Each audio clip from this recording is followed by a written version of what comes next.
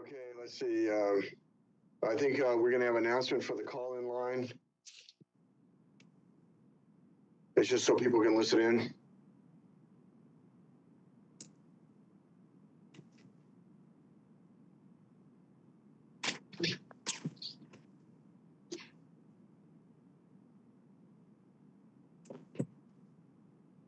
Roger, you're unmuted if you want to do the announcement.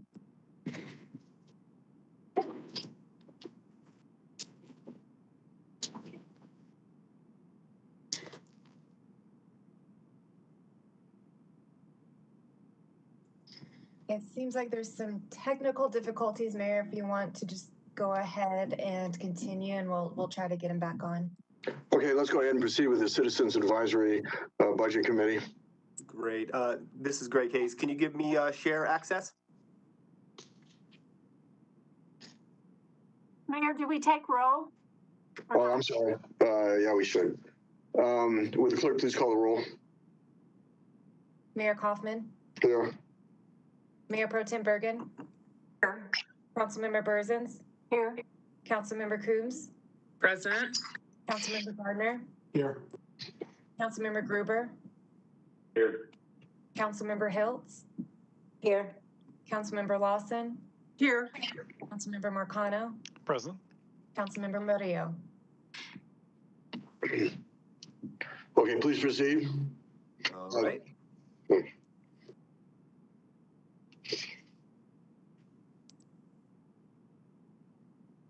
Can everyone see the presentation? Is it the right screen? Not yet, Greg. Okay. 1 second.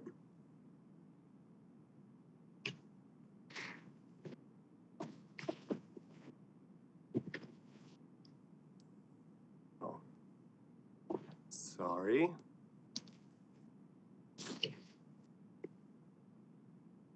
No worries. You're just cutting into our half hours on. It's all right. There we go. All right. Is it the presentation, or do I need to switch? But it just needs to be in slide. Yeah, just put it in slideshow mode and we'll get going. All right. Let me switch. Sorry for that.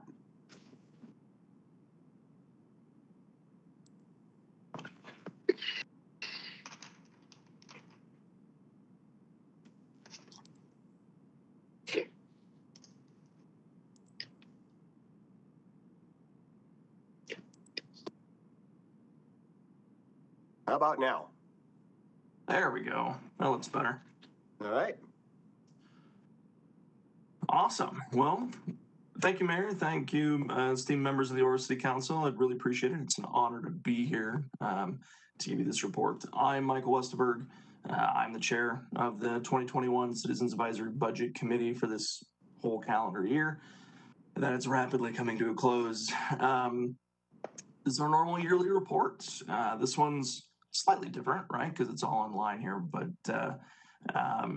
you can actually find us, if you don't have in front of you, just a quick update in the 2022 City Manager's Proposed Budget Book, where the report we submitted is on page 403 to 428 of the PDF, if you got that. Otherwise, it's pages H5 through H30.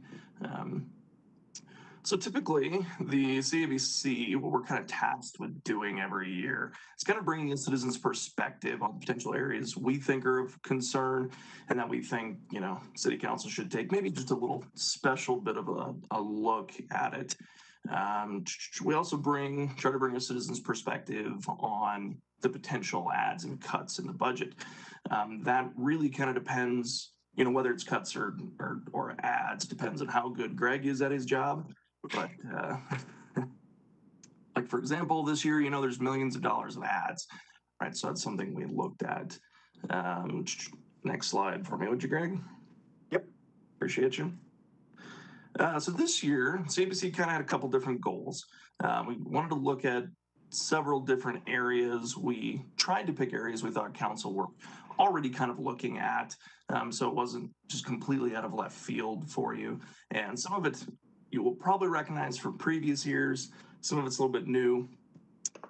Some of it's just come up time after time after time. The four things we really picked were transportation and public works, arts and cultural complex. We also did a review of police and fire department budgets and affordable and attainable housing. Now, subcommittees were created throughout this process. We studied all four of these topics, and then subcommittees brought back findings to the committee as a whole, and the committee voted on whether or not we wanted that in the report. And that's the report you see before you. After everything came to the committee, we picked two of them to throw in there. That's the transportation and public works and the arts and cultural complex, which you'll hear more about in just a minute. There's also two minority views in there as well. Go ahead and take a read of them. But as you know, as they suggest, they are minority views, so they're not voted on by or approved by the full CABC. Next slide, please, Greg. Now, the last thing we really did, and this is honestly probably one of our most important things we do every year, is to look at do our budget workshop. This year when we did that, we get the same exact thing you guys get actually just about a week after you do your one-on-ones. So we actually looked at this year's proposed budget, or 2022's, excuse me, proposed city manager's budget. Kind of went through some decent detail, and frankly, we were just very impressed with what the budget office put together. We agreed with nearly everything. There's one tiny caveat that we wanted to throw in there, but frankly, it doesn't change the budget. The proposed money is going anywhere. We just were looking for a little bit more specificity on where money was going. If you want to see that actual caveat, I give a decent paragraph about it in the introduction from the chair. That's actually on page 405. If you want to take a look at it, it's one of the very first pages of our report. With that, I look forward to any questions about our procedure, about what we've done throughout the year, anything going forward. Just please hang on to those until the very end of the presentation. And now we're going to move on to the Transportation Subcommittee report. And I'd like to introduce Dustin Zvonek, and he'll take it away. Thank you, Michael. So let me start off by just quickly recognizing and saying thank you to the other subcommittee members who had contributed to this report. You'll notice their names right here on this opening slide. When our subcommittee was formed, we had developed a mission statement in order to guide our work going forward. And that mission was to provide citizen input on current and future transportation priorities and offer a set of potential solutions for consideration. I think it's important to point out that the work that our subcommittee had done was actually done prior to the city manager releasing his budget. So we recognize that in that budget, there are several alternatives suggested to address transportation-related needs. It's our hope that the recommendations that are outlined in our report would also be considered along with those outlined in the budget, particularly those recommendations that are aimed at addressing the road maintenance shortfall. Our subcommittee focused our work on three key bucket areas, if you will. The first one was the ongoing road maintenance deficit. The second, the need for an updated traffic management system. And finally, we took a look at the transportation backlog in the capital improvement plan. So on this first slide, it highlights the, go ahead and change there, Greg. So on this first slide, this is the recommendations that are made in that first bucket. So we spent the bulk of our time really exploring potential solutions to the annual road maintenance deficit. We did this in part because we believed that this was a challenge where we could have the biggest impact, both in the immediate, for this year and for the long term. The first recommendation that's highlighted here is not a new one. In fact, it's one that was made by CABC back in 2019, and that is looking at increasing that 4% general fund transfer that currently goes to the capital projects fund to 5%. In that original report done by CABC in 2019, they talked about making that 1% increase incremental over 4 years at 0.25% a year. The second recommendation that we highlight is looking at the marketplace facilitator revenue and looking at ways to use that in order to increase those general fund transfers to the capital project fund. And the final recommendation here, and this is frankly the most significant recommendation that we made, and it's the biggest policy change. And we believe that it would not only close the current gap, but it could also sustain the funding needs going forward for the annual road maintenance deficit. This recommendation was to consider adding all of the revenue generated on an annual basis from auto use tax to the capital projects formula, or capital projects fund formula. Current projections have the auto use tax at just over $24 million a year in 2022. And if you look back historically, that has been a fairly consistent level of funding in previous years, and it's projected to continue at around that pace, at that level for years to come. So next slide. The next area of focus for our subcommittee was looking at the need to modernize our traffic management system. And the key recommendation highlighted here was, again, looking at the potential of using that marketplace facilitator as a source of funding to get a system into place, and then scaling that back once it's operational. But another opportunity that came to our attention once we had the opportunity to review the city manager's budget was the utilization of the ARPA funds to cover those one-time hard costs to initially get a system into place.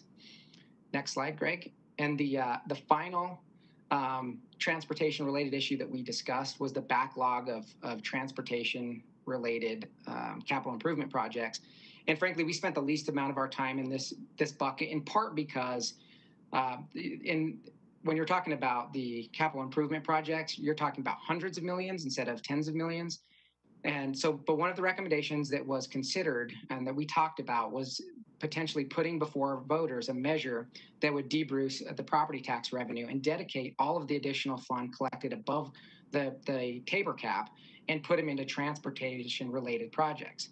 This recommendation didn't have unanimous support across our subcommittee, in part because there was a recognition that it would have to go before voters, and that it was very unlikely that it would be approved and ultimately not happen.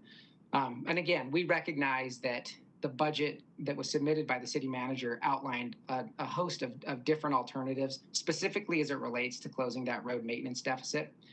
It's our hope that a combination of these options will ultimately be considered to close this transportation challenge that we have and that we continue to have both in the short term and long term. So I look forward to any questions that you have. But as Michael said, we want to hold those for the end of our presentation. So I'm going to kick it over now to Reno, who is going to cover the Arts and Cultural Complex Subcommittee and the work that they did. Hey, members of council, thanks for taking the time for us to give this presentation to you. I do want to thank Danielle, George, Jano, and Michael, as well as Mustafa for helping us put this slide together. Presentation and the work that they did on this report. We have been at this for 5 years now, gang, presenting this idea to you and advising you that we need a cultural complex in our city. Right now, more than ever, it seems to be one of those things that would help us heal and move forward, especially with what we're facing in the future. Next slide, please, Greg. One of the objectives, as this slide shows you, is that we need a place to understand who we are and where we come from, what we're doing, and how to learn from each other. And we think a cultural complex will do that. We believe that this is an event that needs to happen in our city as soon as possible. I'm going to turn it over to Danielle Lemon now, and she's going to share a little bit more with you. Thank you, Reno. And if we can get the next slide, Greg, please. So we, like Reno said, we've been working on this for several years.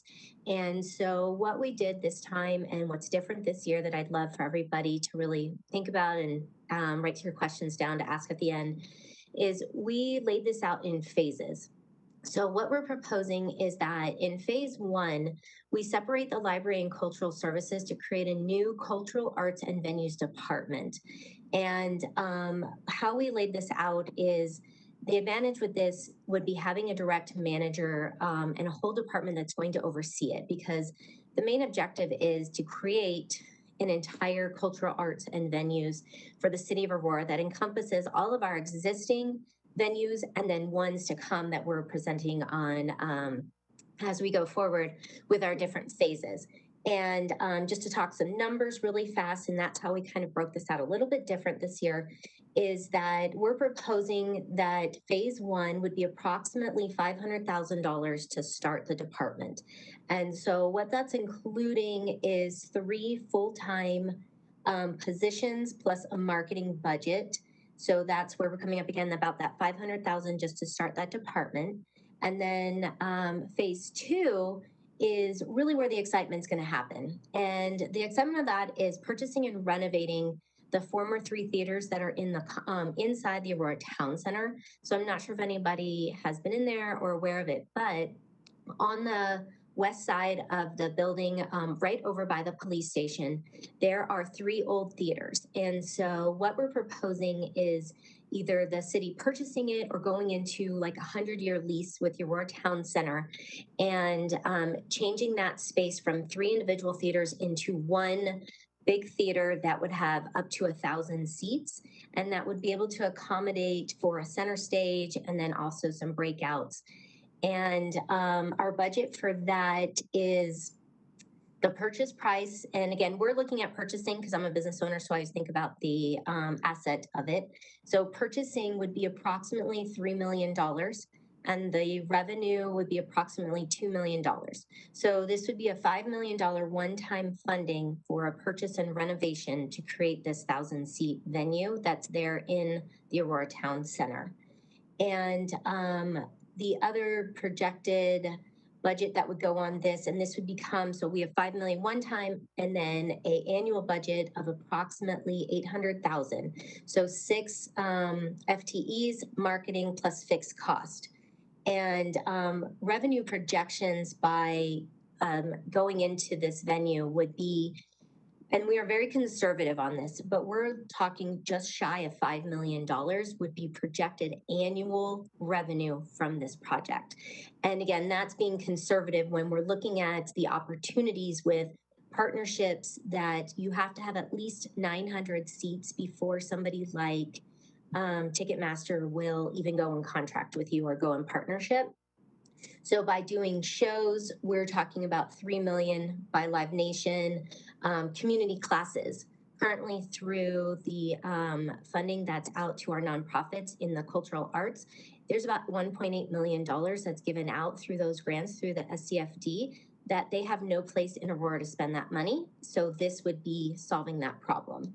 And miscellaneous events, political TED Talks, cultural events, and art performances. So that's phase 2. And then if you would, just for timing, go into phase 3 there for me. Oh, and I'm sorry, thanks. We'll hold pause 1 second. So this is just the city center district. I forgot this slide was in there showing on this west side where the Forum of Aurora is.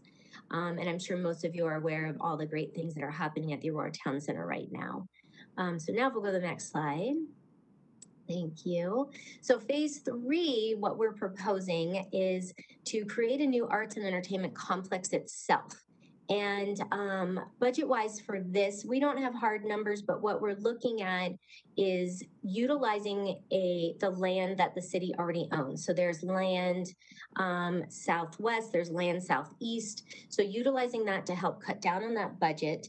And then as this gets developed, we would have to obviously look into more studies for what the total one-time cost would be. But the objective would be to have a 2,200 seat performance arts center. We would do a black box theater, an outdoor concert pavilion, be able to host our own high school graduations in our city. And again, private partnerships such as Live Nation, CCA, APS, CCHS, Visit Aurora. I mean, it's kind of endless who our partners can be. And in time of shortness of time, that's what I was looking for. I'm going to go ahead and pass phase 4 over to George. And if you would move on to Greg, thank you. Thank you, Danielle. And it's great, even though I'm only seeing you on a little tiny screen. It's good to see so many of you who've served on the CABC in the past and have worked with me on these presentations. Council members Berzins, Lawsons, Bergen, Gruber, and Gardner. I've built slide packs for just about all of you there. And so this feels very much at home. I'm feeling very good about talking to all of you. Anyhow, the final phase of our effort would be to create a field house in the highly successful Aurora Sports Park area. Know that particular area. This is admittedly a long-term goal, but we wanted to lay out a long-term plan. We felt there certainly was a place for such a facility in Aurora, and we would see financing this one much the same way that we did the sports park and our highly successful rec centers. We see a great partnership that could develop between Parks and Rec and Open Space and the new Cultural Arts and Venues Division. I think that's a natural sort of thing going there. This venture would not only be a boon to Aurora citizens, just as the sports park is used by Aurora citizens as well as outsiders, but we feel it would attract a whole host of traditionally fall and winter sports indoor tournaments, and thus driving sales tax revenue that would help it become self-supporting. The sports park does pretty darn well, and we certainly know that it drives a lot of sales tax to the city of Aurora, and we would think this would do the same thing. Is this a bit of a stretch? Yeah, but we feel with proper planning and as we go through the steps that we've laid out, and with council support, this is an eminently doable plan. So, thank you to our subcommittee, Reno Carollo, for closing remarks. We'll turn it back over to Reno and any questions that you may have. Go ahead, Reno. Thanks. Thank you, Danielle, and thank you, George, for your insights and your brilliance on putting this plan together. It's really something we've grown over the past 5 years. So, council, we'll take questions, and I'll turn this over to Michael Westerberg to close our report out. Appreciate it, Reno. Before we jump into questions real quick, I did want to give 2 quick shout outs. One's to my executive team. John Scott is the vice chair, and Julie Marie Shepard-Macklin is secretary. Without those 2, my job would have been way hard this year, so I appreciate them. And frankly, the rest of CABC members, thanks for doing everything you do. And the second one is to Greg Hayes and his team. Frankly, the budget office is top-notch in Aurora, so without them, frankly, this would probably be impossible. So appreciate you. With that, let's take some questions. I think we have 5 or 10 minutes. I would also remind you too that if you don't get a chance to answer or ask your question or think about it later, email Greg, right? That's not a big deal. We will combine them all, we'll bring it to the committee, and I'll make sure you get an answer as quick as we can. Berzins, I have a question. Have at it. Thank you. And I guess this is to George because you're the one that brought it up about adding a field house to the sports park. That's something I've always dreamt about because I had so many kids that played out there, and I know how they need inside sports or whatever to play whatever sport. But now that we have this new field house at the Aurora Mall, do you think it might be in competition with them? I don't believe so. I think that the manner in which the new field house at the Aurora Mall is going to be marketed and who they're going to be marketing to would be different from where we're going and what we think this would do. This would also, as a field house, would be something would be totally available to, as is the sports park, to Aurora sports organizations, whether you're a tennis club or a volleyball club or that sort of thing. Versus where the field house is at the Aurora Mall is a pay for kind of thing. You pay to participate, pay to use the facilities there. This one would be closer to almost a combination of a rec center that we have in several different places around the city of Aurora, and this is why placement of the field house would be so great in the sports park. It just then gives us a complete circle of recreation facilities for the citizens of Aurora. Well, I believe last year your committee brought us a new sports park in the south part of the city. I didn't see that in here this year. Maybe you'll do it next year. I don't know. But I have one other question. No, that's fine. Let somebody else go. Thank you. I have a question. Have at it. Oh, thank you. And real quick, George, on the field house, if you're going to do one, it should be near the Southeast Rec Center. You want to go Almost south? sounds like it'd be competitive with the Southeast Rec Center. No, it would be a complete complement to it. In fact, I think we've even talked about having a field house there. But that would be certainly something we'd want to look at as we remember this is a phased program that we've laid out for you. And that certainly would be something as we got closer to phase 4. That's something that we'd want to look at. What is the ideal location? Sure. At first cut, we thought it would be a great addendum to the sports park. Thank you. So I have two questions. One is on the theaters in the Aurora Town Center. Why would we purchase those rather than try to work with a private partnership to have somebody else own that, and then we facilitate all the different activities? So I guess for Danielle. Yeah, thank you for the question. And that was definitely brought up. I just look at it from a business standpoint with having an asset that's owned by the city and fully managed versus having to have somebody else that I guess would more capitalize on that revenue versus the point is having the city itself capitalize on that revenue. And then with the Aurora Town Center, as we were putting all this together, they are 100% open to a lease option like that, like the long-term lease versus something that is purchased and owned. So it's just a suggestion. When we were trying to come up with a budget, we were able to come up with a purchase dollar amount versus trying to come up with a lease dollar amount, if you will. Okay, I'm typically opposed to the city buying buildings just with taxpayer dollars, but I certainly understand that you want to make this for everyone in the city of Aurora, but possibly maybe a private-public partnership might be something to look at. But I appreciate all the work that you did on that.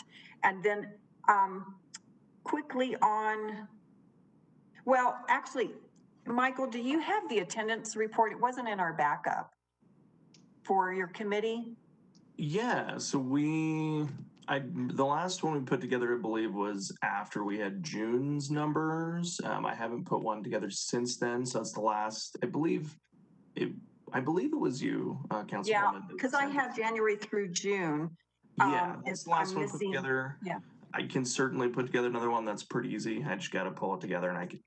And the reason I bring that up is because this is such a prestigious committee, and it's really important that we have full participation.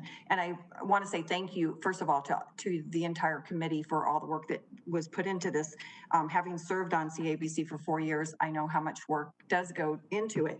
But there were, and just to make note, there are a couple individuals that really have missed quite a few meetings. In fact, I think the bylaws might address that in terms of if you missed, I think it's 3 meetings that typically the council member needs to be notified, and then that person can make a decision whether to continue with that appointee, or, sometimes things change in people's lives and they don't have that flexibility to attend the meeting. So I just wanted to make that point. But again, thank you very much. I really appreciate all the work that was put into this report. Well, thank you. We appreciate it. Any other questions? Yep. Yes. Go for it, Councilmember Coons, and then we'll jump to one. Okay, thank you. So I had a further question about the venues. We talked about this actually quite a bit at our recent Visit Aurora board workshop, that having an entertainment venue would really improve the ability to attract tourism, and particularly groups, to the city. And one of the ideas that came up there is, rather than, for example, having someone else pay for and build the whole thing and then we don't get the revenue as a city, which of course we would like to have. I definitely agree with Danielle there, but potentially sponsorships from entities that might be interested in sponsoring and having their name out there from a marketing perspective. So is that something that has been under discussion, or that you all think would be valuable for council to consider? So, speaking on, sorry, I'll go for it, Danielle, and then Okay. I want to talk past years too. Okay, I was going to say, yes, absolutely. That is definitely, when we talk about all these partnerships, is 100% that sponsorship, letting somebody have naming rights, letting somebody come in. The biggest thing that we have to do, and before we can get those big partners, is to have a facility that holds, the key is that at least 900 seats. So that's why we're proposing, and we know that the Aurora Town Center Old Theaters will hold at least 1,000 seats. So it makes us competitive for those partnerships. And you'll also notice, if you go back and look at years past reports, which if you don't have them, I'm pretty sure we can grab them for you. I just have to go find them. As Reno and I think George opined too, we've been, I think the same sort of the report has kind of come through for the last 5 years, something related to a venue. This one, I mean, I think is the most fleshed out and the best one thus far, but that's just my opinion. But yeah, there's sponsorships I know were a part of last year's.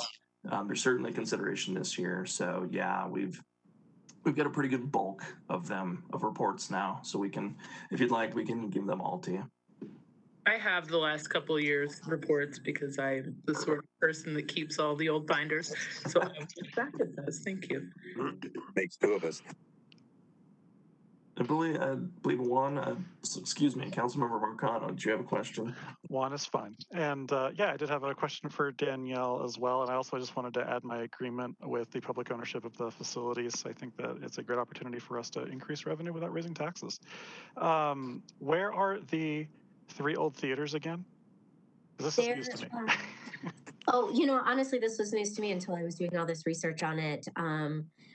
They're on the west side, so kind of the Macy's side. And if you know where the police station is, we've got that little, it's literally right behind it. You have no idea that it's even there. So so you can go into the main area of the mall right there where the police station is. And currently, I think it's an AT&T store or something just opened. That's like where the box office used to be. And then you go, but there's a door, and then it's all back there. And then it has its own exits already. So the exits are built out, everything like that. I mean, it does need renovation, but the bones are there. Wow. Okay, that's exciting. Thank you. Just a question for Danielle. Danielle, you mentioned that 1,000. Well, you came up with a number of 1,000 seats for a venue. Mm-hmm. But this is broken. This is in the aggregate 1,000 seats, right? Is it 1,000 seats for one particular venue? This is really broken up into three. It's broken up 3 separate theaters, right? Currently, it is 3 theaters, and it's actually being used as storage by the mall. Joel would be happy to give anybody a tour if you want to go see them. So part of that estimated $2 million budget for renovation is that those middle walls would be cut out, and it would be one big theater now. So it would no longer be broken up into 3. Okay. It would have the center 2 walls would be taken out, and it would be one big venue. The nice part is it already has the I'm going to say tilted, that's not the right one, but the way that the seats go. So like for venues, there's already a green room access, the main stage is there. So like I said, all the bones are there. It really, I think, would come together pretty easily and for the budget. And then the fact that it's a one-time funding, whether it's a long lease and then the renovation, that could generate 5 million plus in revenue every year. Can I ask a question, please? Oh, please. Awesome. I just have a question on your transportation recommendation about increasing ridership on public transportation could possibly reduce traffic and road maintenance. And then you said to continue to encourage large corporations. Did you guys have any discussion about what are some things that we could do in terms of encouraging maybe corporations who want to come to our city to give incentives to their employees for public transportation? Yeah, no, that's a great question. And that specifically, Councilmember Lawson, wasn't discussed. But this was a proposal that was brought up specifically by Omar. He was a member of this committee and had brought this recommendation forward, but we did not, and through our conversations, didn't get to that specific issue.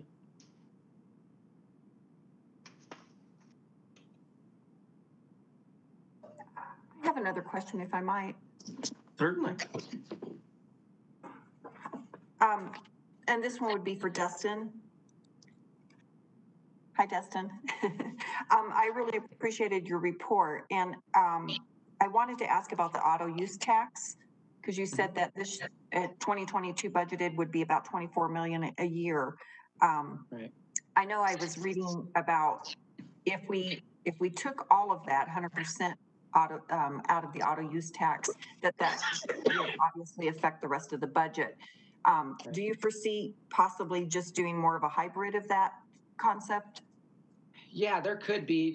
What we looked at is the fact that this year you have a $40 million variance, and so there's lots of ads, and obviously that's why we pointed out that in the city manager's budget, he recommended a host of different series of solutions that would add up to a bigger number. But this is a one-time opportunity, I believe, that we have to dedicate that, and it makes sense. There's a nexus between the purchase of automobiles and our roads, and it's a less regressive form of funding than, say, gas tax, which is one, regressive, and two, going away as people have more, there's better gas mileage, more hybrids, more electric vehicles. So the idea would be in a year when we have a $40 million variance to dedicate this to the capital projects fund formula so that it's built into our base going forward. And again, it closes, the gap is 18.5 to $20 million. It's been around there. So it would close it now, but it's also an ongoing source of revenue. And even as the city grows and our population grows, I mean, people are going to continue to buy cars. If they buy more expensive electric vehicles that don't pay for gas, that's okay, because they still have to buy use that use and sales tax, which would be generated to the city or designated to our ongoing road maintenance shortfall. So again, I know that as I mentioned, it is probably our most significant change in terms of policy, and that it would be shifting $22 million from the general fund to the capital projects fund formula. But in a good year, I think now is the time to try to make that change and build on something for the future. All right, thank you very much. I think we just hit our half hour, and I want to be respectful of your guys' time too, because I know you have a long, probably night ahead of you with other committees behind us. So certainly, if you have other stuff, please shoot an email to Greg, and we will, we'll get your answers for you as quick as we possibly can. And I'll make a note. I will also pull that attendance for you as well. So I appreciate that note. As we're closing up, really appreciate your time. Thank you so much. It's actually an honor to have this devoted time every year. So we really appreciate it, and I promise we'll be back next year. Thank you very much. Okay. Citizens Advisory Committee on Housing and Community Development. All right, good evening, everyone. Thank you, Council. Thank you, Mayor. This is Rodney Milton. I'm the Manager of Community Development. I'll kick things off and then shift to my chair. Wanted to make sure this evening that we marked one of the primary functions of this advisory committee is to give my department, staffs this, recommendations for funding and utilization of our federal dollars. And the guiding principles that we have that determine how we allocate funds or guide how we allocate funds are essentially embedded in 3 documents, one of which is a comprehensive development plan, and the consolidated plan, which is required by HUD, and then our new housing strategy. And so, slide, but that first slide that guides us. Can everybody see that? I seem to have lost my share ability. No. Okay, thank you. It was up. It was up. Yeah, that was rather interesting. Could I get the ability to share? I've done this so many times, Greg, I could do it by heart if you don't mind.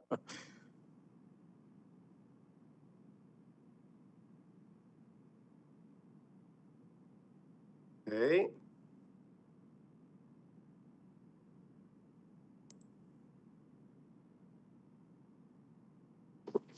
All right, you can go ahead and go to the next slide. All right. And again, this is the orientating document. This is out of the comprehensive development plan. This is community vision statement that guides why we do the work that we do. So we know to ensure Aurora is a welcoming and safe community. It's also known for its unique places. Community involvement is particularly key, and then quality and attainable housing and integrated and healthy neighborhoods guide what we do. Next slide. This is the housing strategies policy framework. These are the policies that guide the choices that we make regarding our federal and some of our general fund dollars that we also receive. And you'll know there's additional funding within for COVID-related activities, but these are our guiding principles, making sure to foster a balanced and sustainable housing portfolio, preserving long-term affordability, expanding the inventory of housing options, supporting protections for homeowners and renters, strengthening the local economy, and very importantly, strengthening the city's capacity for addressing housing issues. And now I'll turn it over to our chair, Terry.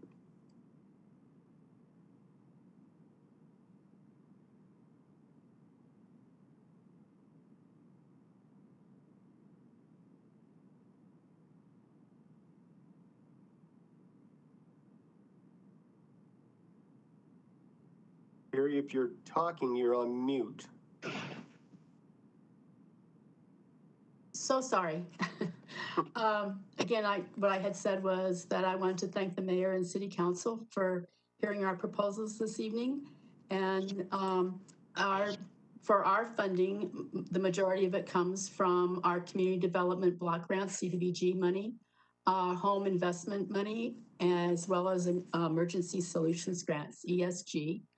The first slide we have up is for our CDBG money.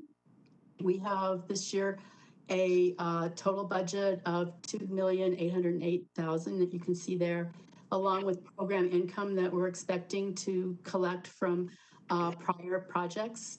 And this will bring us to 2.9 million in this category. This is, we use this for several different things. Our community investment affordable housing program, where we give out money to individual and to developers who might want to come to our city. For the citizens, the home repair loan program, as well as the minor home repair program. And then we also have the emergency repair program for usually I don't think it goes over 7,000 usually. Then public service operations and facilities rehab. Also, we have our home ownership counseling and education classes that get funded out of this budget, and our commercial renovation programs mostly for storefronts in the neighborhood revitalization area of Aurora to improve the general outlook of things in the commercial realm. And then on the next slide, we show our home grants, which we have our grant from HUD along with the general fund match. And also, again, our estimation of program income that we'll have from past loans we gave or other programs that we collect the program income from. This money is used, this is quite a substantial amount. We use it for investing in affordable housing programs, also for the tenant-based rental assistance program that is run by the city, and also community housing development organization, the CHOTO program for our city CHOTOs. This year, we have, well, I covered that in the last slide. I was going to talk about how many people we've already funded this year. But on the next slide, we have our ESG grants. And this emergency solutions grants, we use kind of governed by HUD's rules. 60% of it goes to actual shelter provision. 32.5% goes to our rapid rehousing, which is like emergency rental assistance, down payment assistance in some cases, I mean, not down payment, security deposit help to try to keep people in housing and avoid eviction. And then of course we have our admin cost. That is pretty much the summary of our 3 different program sources. On the next slide, we kind of have the rendition of what we got from our COVID money this year and how we expect to spend it in 2022. We got almost $8.5 million, and So part of that's used as for program development and part of it's used for emergency shelter provision. So that's how we're planning on using the COVID money. On the next slide, we kind of have information about, we have this year actually for all the housing gap financing, which is all the developers that come to the city wanting to do applications for housing construction or rehab. We changed it to 2 funding cycles that coincide with the tax credit program from Jaffa, from the state, so that we have people applying at the same time instead of kind of an off reviewing applications when we're not sure who's gonna submit for tax credits. So this kind of ties better, makes it easier to award money. This last year, we funded 15 projects, or we approved 15 projects for funding that will bring almost 730 units of new affordable housing to the city. And also we keep some of our current inventory and have it rehabbed, almost 100 units. So that's our proposal for this year, for coming up in 2022. So if anybody has any questions, we'd be happy to address them. I have a question. Please. Yes, well, first of all, thank you for the presentation. Appreciate all the detailed information. On the rehabbed units, the 99 units, what does that involve? Is that a complete rehab or just, you know, painting and that type of thing? So, Councilmember Bergen, so that 99 units consists of a couple different projects. One is the rehabilitation of single-family homes with our partnership with Elevations Community Land Trust, as well as renovation of actual units in a rental housing complex. And so it can be anything from windows to flooring to appliances to a number of different things depending on that particular project and what is needed. So they would apply through the same application process as the regular projects? Right, so developers come to us mostly for new construction projects, but also for the rehabilitation of existing affordable units in the city. Oh, okay, great. Thank you very much. Sure. This is Mike Hoffman. Have you had a request from developers for multifamily affordable housing on the Colfax corridor, particularly between Peoria and Yosemite? Peoria. We did have a couple of proposals. Rodney might be able to answer this better. But yes, we did have some applications for multifamily housing closer to the Fitzsimmons complex. Yeah, and the Housing Authority was awarded for their project Peoria Crossing 2, which is in Peoria. Is that the southwest corner?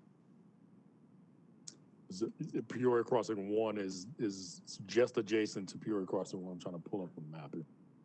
Mayor, it's not. It's a different project that was proposed at Peoria and Colfax, and that project was applied for and not funded in this round. But we've met with the developer and will probably be considered in future rounds.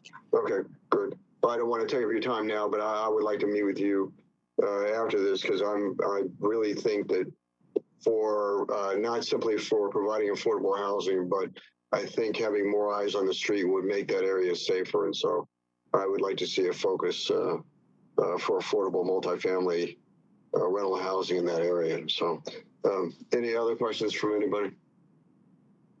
Mayor Dave Gruber. Councilmember Gruber. I had a question about opportunity zones. We've had a major part of the city dedicated to opportunity zones. Have any developers come to us about using opportunity funds or opportunity zones for affordable housing?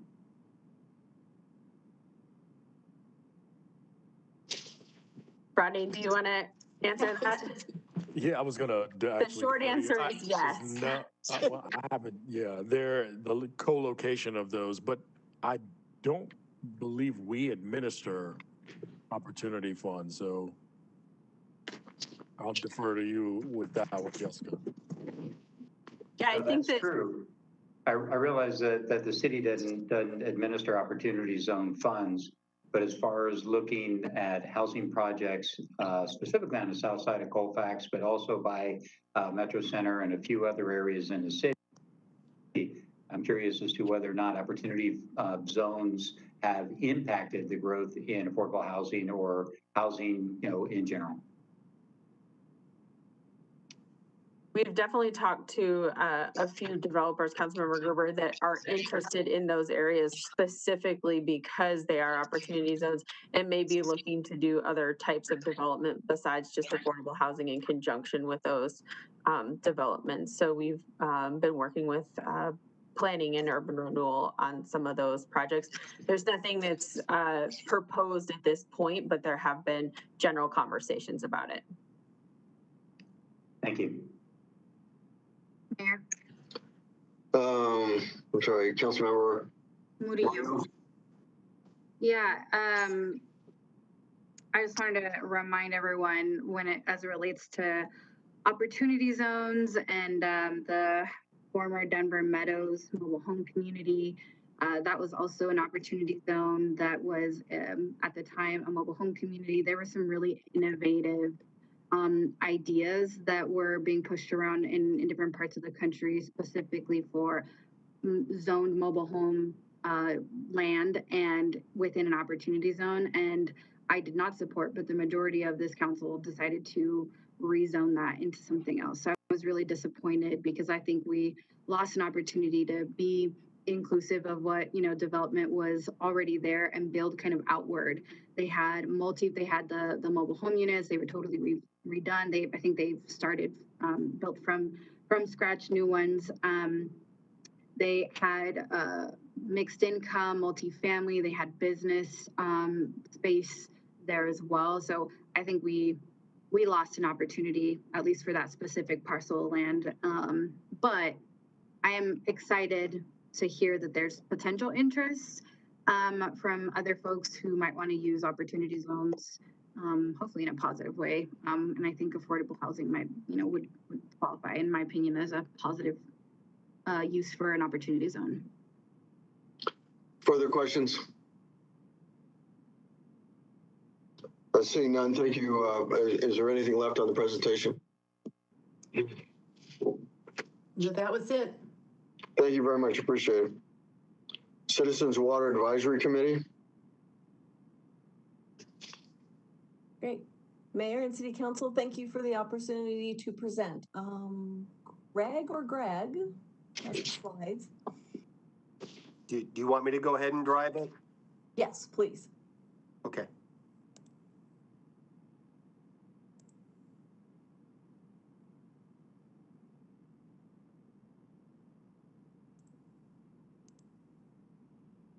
Thanks, Greg. So my name is Janet Marlowe, and I am the current chair of the Citizens Water Advisory Committee.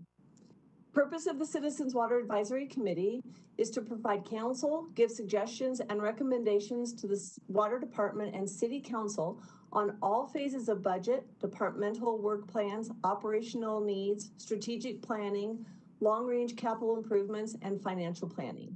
And Greg, you can move ahead 2 slides. Okay. CWAC is comprised of 9 members, 8 representing residential ratepayers and 1 representing commercial ratepayers. This year, we welcomed 4 new members to CWAC. At our July 13th meeting, we reviewed and discussed the proposed 2022 Water Department budget. We also looked at the 2021 revenue projections, operational and capital expenditures, and the 2022 proposed water rates and fees.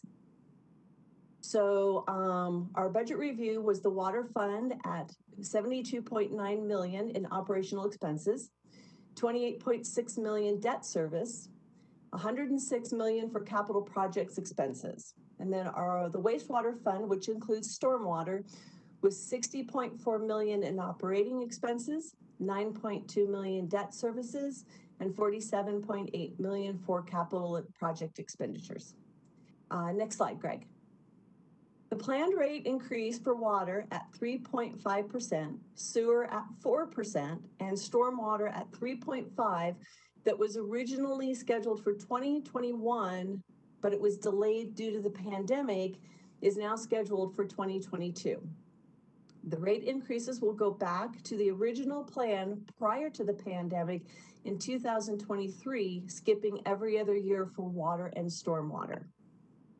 Our next two slides show the 4-tier water rate schedule that CWAC supported last year. These slides show the various tiers broken down by water usage and existing rate versus proposed rate.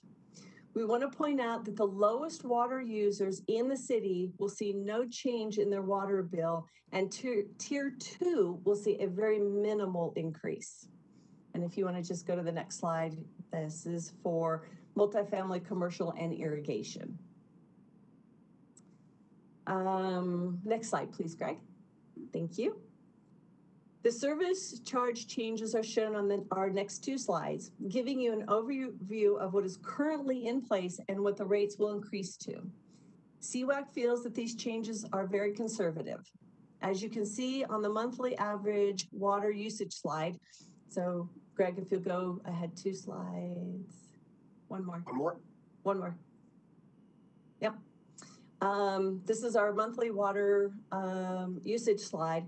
The city of Aurora is still one of the most affordable cities when it comes to water. Our average customer will see a monthly increase of approximately $2.26 or 2.5%. Next slide, please. We did spend a good amount of time discussing the proposed water connection fee increases.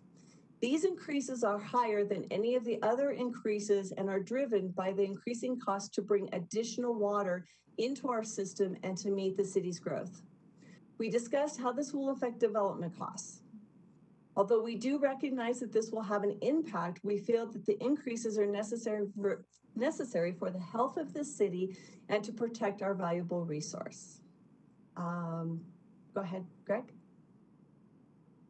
So the committee recommendations are that CWAC supports the proposed 2022 water and wastewater fund budgets. We also support the 2022 water, wastewater, and storm drain rate increases. And we also support the 2022 water and wastewater development connection fee increases. In conclusion, although the committee did not get the opportunity to visit any of the treatment plants or go on the water tour, we want you to know that we enjoyed a wide variety of presentations by the water staff. I and the committee appreciate the knowledge and expertise that the staff brings to us every month and would like to thank all of them. We couldn't do it without Marshall and Greg. Greg Baker's been great. They're never too busy to talk to us, answer questions, whatever we need. And we basically have the best water department in the country. So thank you for your time. And if you have any questions. I have one. Member Town. Thank you. And thank you, Janet, for the presentation and all the good work that you guys do on the water committee.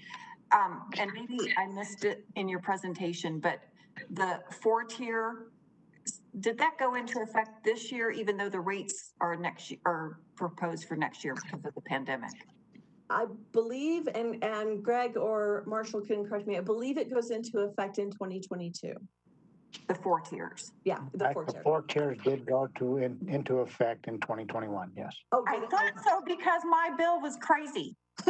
Well, then you need to give us a call. But thank you.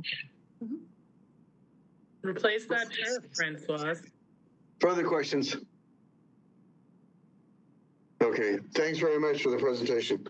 Thank you. Okay, the time is now 6 o'clock. We will stand a recess until 6:15.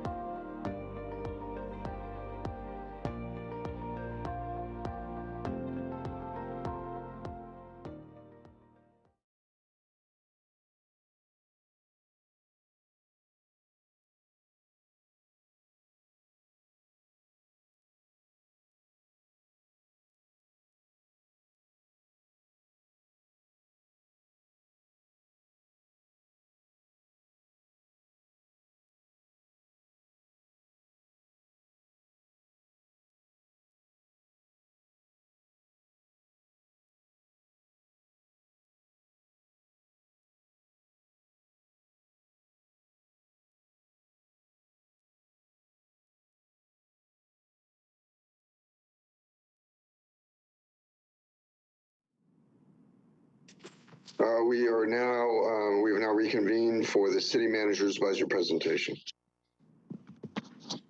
All right. Share one more time.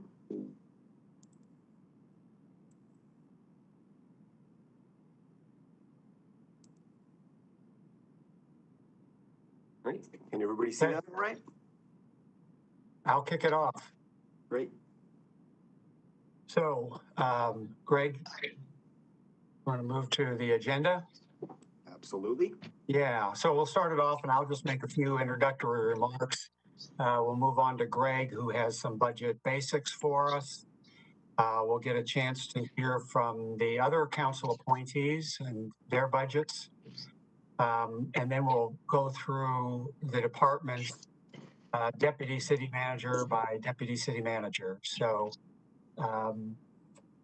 let's go on to the next one. So the 2022 budget, of course, just a little bit of refresh. In 2020, with COVID, we thought the budget was going to kind of fall off the cliff in terms of revenues and so on. It did for 1 month, and then we kind of started a recovery mode. And so we were able to actually finish 2020 with sales tax anyway showing an increase. And we've had, as you follow the monthly general fund numbers, had strong growth throughout 2021 so far. So part of what we've been able to do with that growth is, in working with mayor and council, is fund a few of the things that we knew we were going to have to do. The Equal Pay, Equal Work Act, which addresses employee compensation.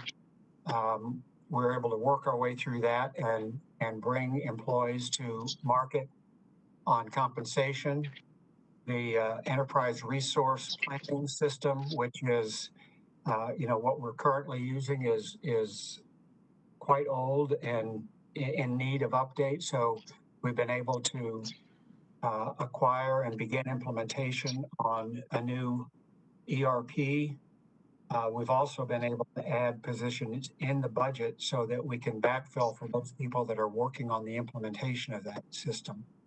We've been able to give fleet replacement kind of a shot in the arm, devote some money towards homelessness issues, street maintenance, and do some things with development review that we'll talk about in just a little bit. So all good news there. General fund, we're looking at $24 million in ads, so 15.5 ongoing and 8.5 one time. And with that, we always project out to the future. Also, 2023 is very close to being balanced. Also, it's less than a 1% shortfall, so we're in good shape there. All right. I will take it from there. Everybody loves pie charts, so I'm going to start with a couple of pie charts. This is the all funds sources. 41% in taxes. Most of that's going to be in the general fund, sales and use tax, and we're going to dig deep into the sales and use tax here in a little bit. 33% charges for service. Most of that's going to be over in the water and wastewater funds that you've heard about from CWAC today. On the all appropriations side, general funds about 43%. And if you add water and wastewater operating capital together, it's about, 34% in second place, and everything kind of drops off after that. $980 million overall in 2022 in appropriations. The capital improvement plan appropriations, $1.3 billion in the 5-year plan. Vast majority of that's going to be in water and wastewater.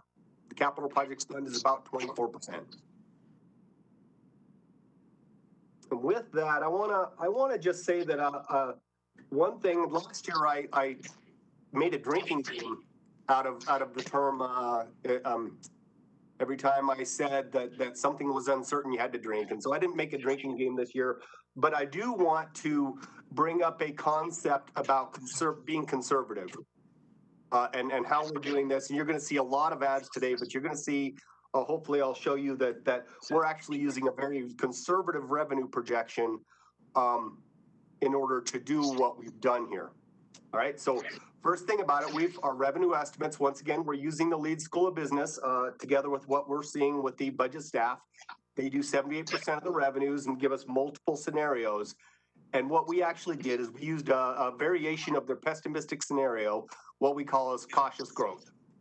And just so you remember, they actually do sales tax, capital use tax, auto use tax, and property tax. Nearly 80% is projected from them. Just so you remember, the last time that we increased sales tax was 28 years ago, and the last time that we increased property tax was 21 years ago.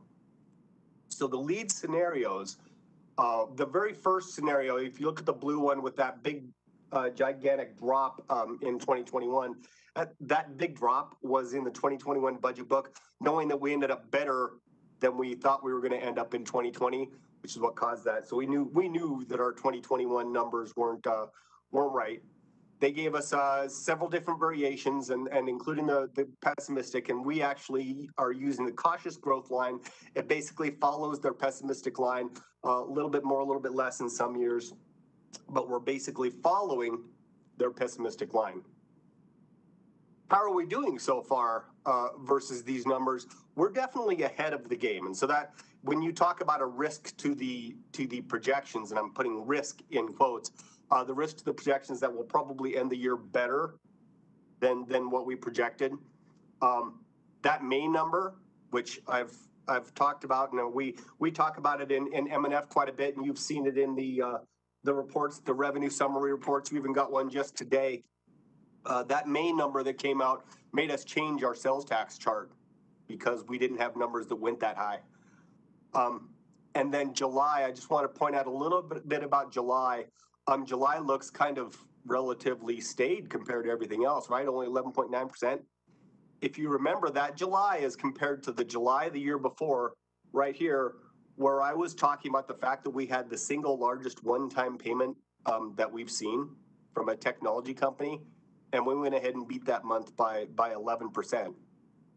Definitely was not expecting that. A lot of that's coming from marketplace facilitator money, which is the red lines in here, the red pieces of it. We're up quite a bit right now. We know that that's not that once we get toward the end of the year, we're not going to see these huge increases because that marketplace facilitator was already in our base. So we're not going to see the gains from marketplace facilitator starting in September. But we are doing well right now. By the way, we're not the only ones that are doing well. If you look at like Colorado Springs is up 24% right now, and Fort Collins is up 21%, and this is sales tax collections. Lone Tree's up 21, Longmont's up 21. The big difference is that a lot of these places had the 10% down in 2020, and we did not. So they've truly got that V like we had projected last year, where you had a big down, then you're starting to come out of it. But this is pointing out that we've got a balanced budget. You're going to see a lot of ads, but we're using a conservative approach to our revenue projections. So the general fund, all appropriations, $423.1 million. Breakout is pretty typical to before, a little bit more on the public safety side than everything else. Of course, legal, police, dispatch, fire, all of those a little bit more. You'll hear more about the amendments here in just a little bit. So let's talk about the money that went into the creation of the general fund budget. The base budget was $399 million. It included $30 million in base adjustments. Now that's more than it is typically. A couple reasons for that. Number one is that the 2021 budget had some cuts in there that we had to fund as part of the 2022 budget. And the single biggest example here of that $5.3 million in adjustments is the 5 furlough days. We had 5 furlough days in the 2021 budget. We have no furlough days in 2022. All right. We've got $13.3 million in personal services adjustments, $9.3 million in pay and insurance, and then $4 million that's in the base budget associated with public safety and pension placeholders. That 3% is or the $9.3 million It assumes a 3% pay increase and a 3% budgetary increase. And with this, I'm going to stop and give it over to Jim to talk a little bit more about the public safety. Yeah, on the public safety, that 4 million, we're looking at, the Attorney General's patterns and practice report. And if you've made your way through that, you see that there's a lot of things that are called out in terms of policy and training development, technology needs, and then of course, with a consent decree, there will be a monitor. And so all these things are costs that will need to be borne by the city. So we don't know what those will turn out to be on an annualized basis, but I would be surprised if we're in the range of $1.5 to $2 million to be able to pay for those costs. We're only in the very beginning stages of starting to get our arms around those things, but I know that we will be looking at some significant costs in those areas as we go forward. All right, great, thank you very much. In addition to those, we have an $11.9 million in other adjustments. By far the biggest piece of that is the capital projects fund transfer. We're getting in more money than we projected last year. And that's probably, I want to say, close to $9 million of that $11.9 million is just the CPF transfer and department-specific mandated costs, a little bit higher than they typically are, especially on the technology side, and they're associated with the CARES funding. We talked to you about that before. The money that we had to spend in 9 months associated with CARES, some of the ongoing nature of some of those things are built into this budget. You're going to see $24 million in ads. As you've heard before, $15.5 million ongoing, $8.5 million one time. There is a breakdown of the amendments that's starting on attachment 8 on page B24 in your book, if you're following along on your book. And the second half of this presentation will be all about discussing the amendments. And we do have a balanced 2022 budget.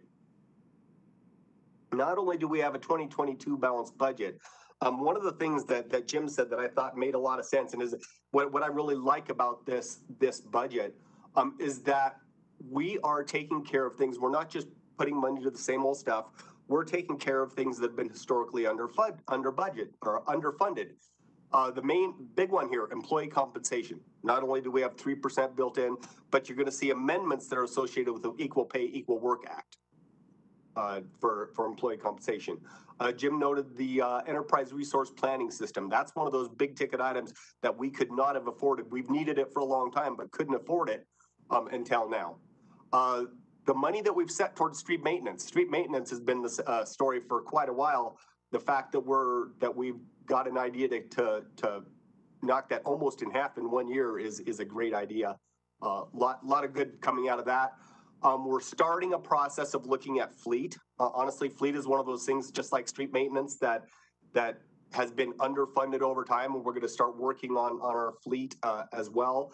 And then last but not least is that the housing and the homelessness and some of that work that we've got going on there, especially with the ARPA funds as we're coming through.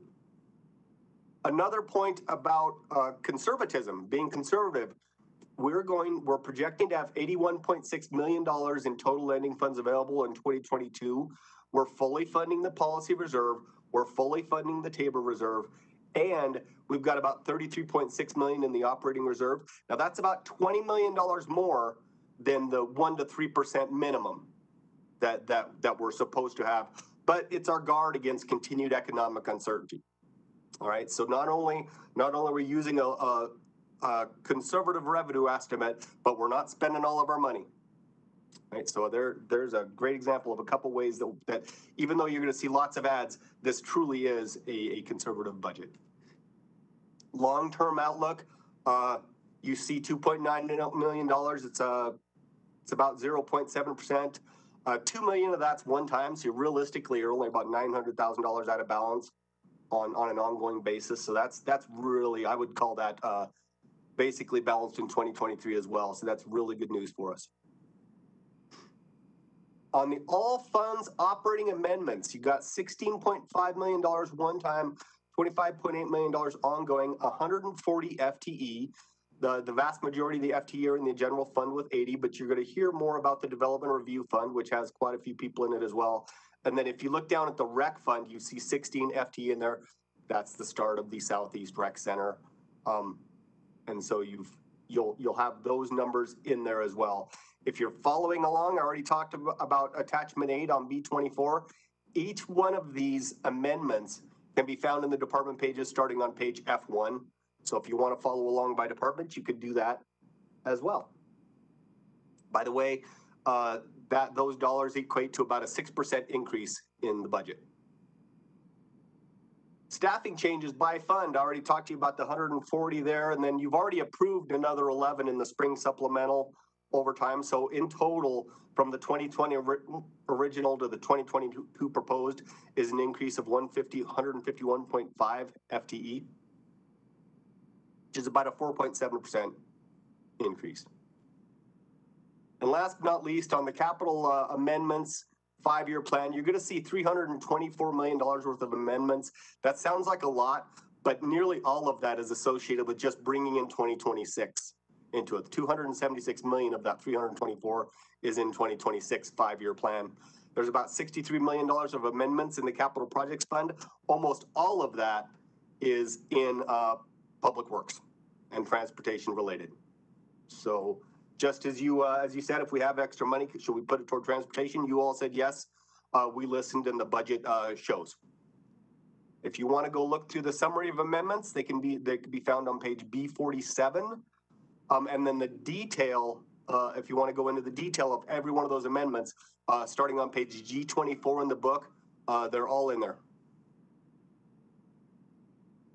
All right, so then we're going to start with our budgets by deputy city manager group. We're going to start with the council and commission appointees. Then we're going to go to Jim for all of the departments that aren't under a DCM. Then go to Jason, then to Marshall, then to Roberto. What you're going to see as you're coming through here, we kind of did it because there's a lot going on. We did it in a very logical order. You're going to see general fund amendments, then you're going to see other funds operating, and then you're going to see capital if appropriate for each of these sections. So without further ado, I think I'll give it over to Dan. Good evening, Council. Looking at the amendments for next year, we're looking at 3 positions, adding 3 positions. The first is our manager of public safety. The manager will be over the police legal advisor, the fire legal advisor, and the attorneys looking at community service items such as code enforcement, animal issues, the new mobile response team. This is an overhire position. Council has been made aware that we've actually hired this position. Peter Schulte started actually today. The next position is a water attorney position. Again, we've noted to council over the years, our water attorney is retiring after some 45 years.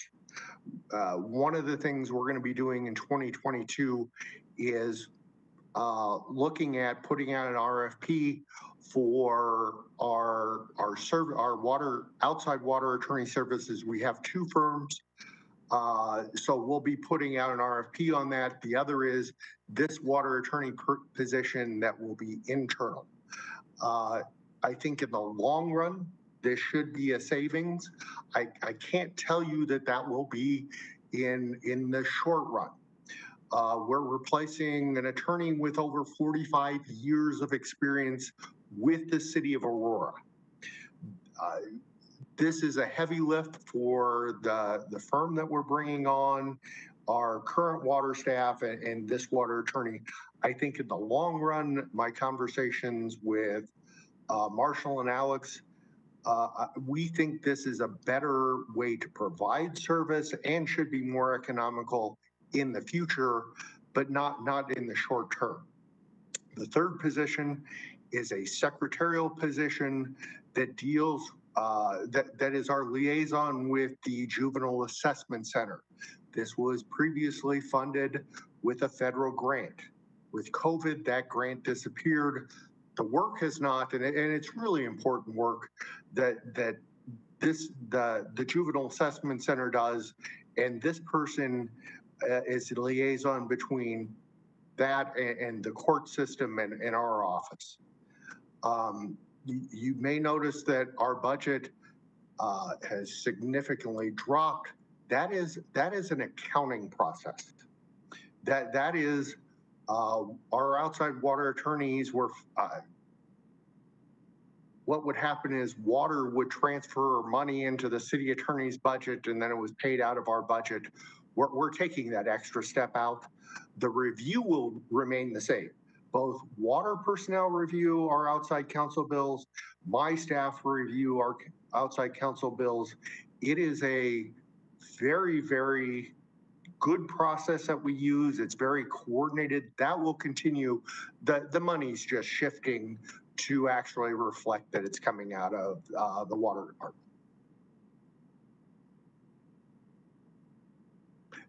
That's the end of my presentation. All right. With that, we'll go over to Mike Ritter.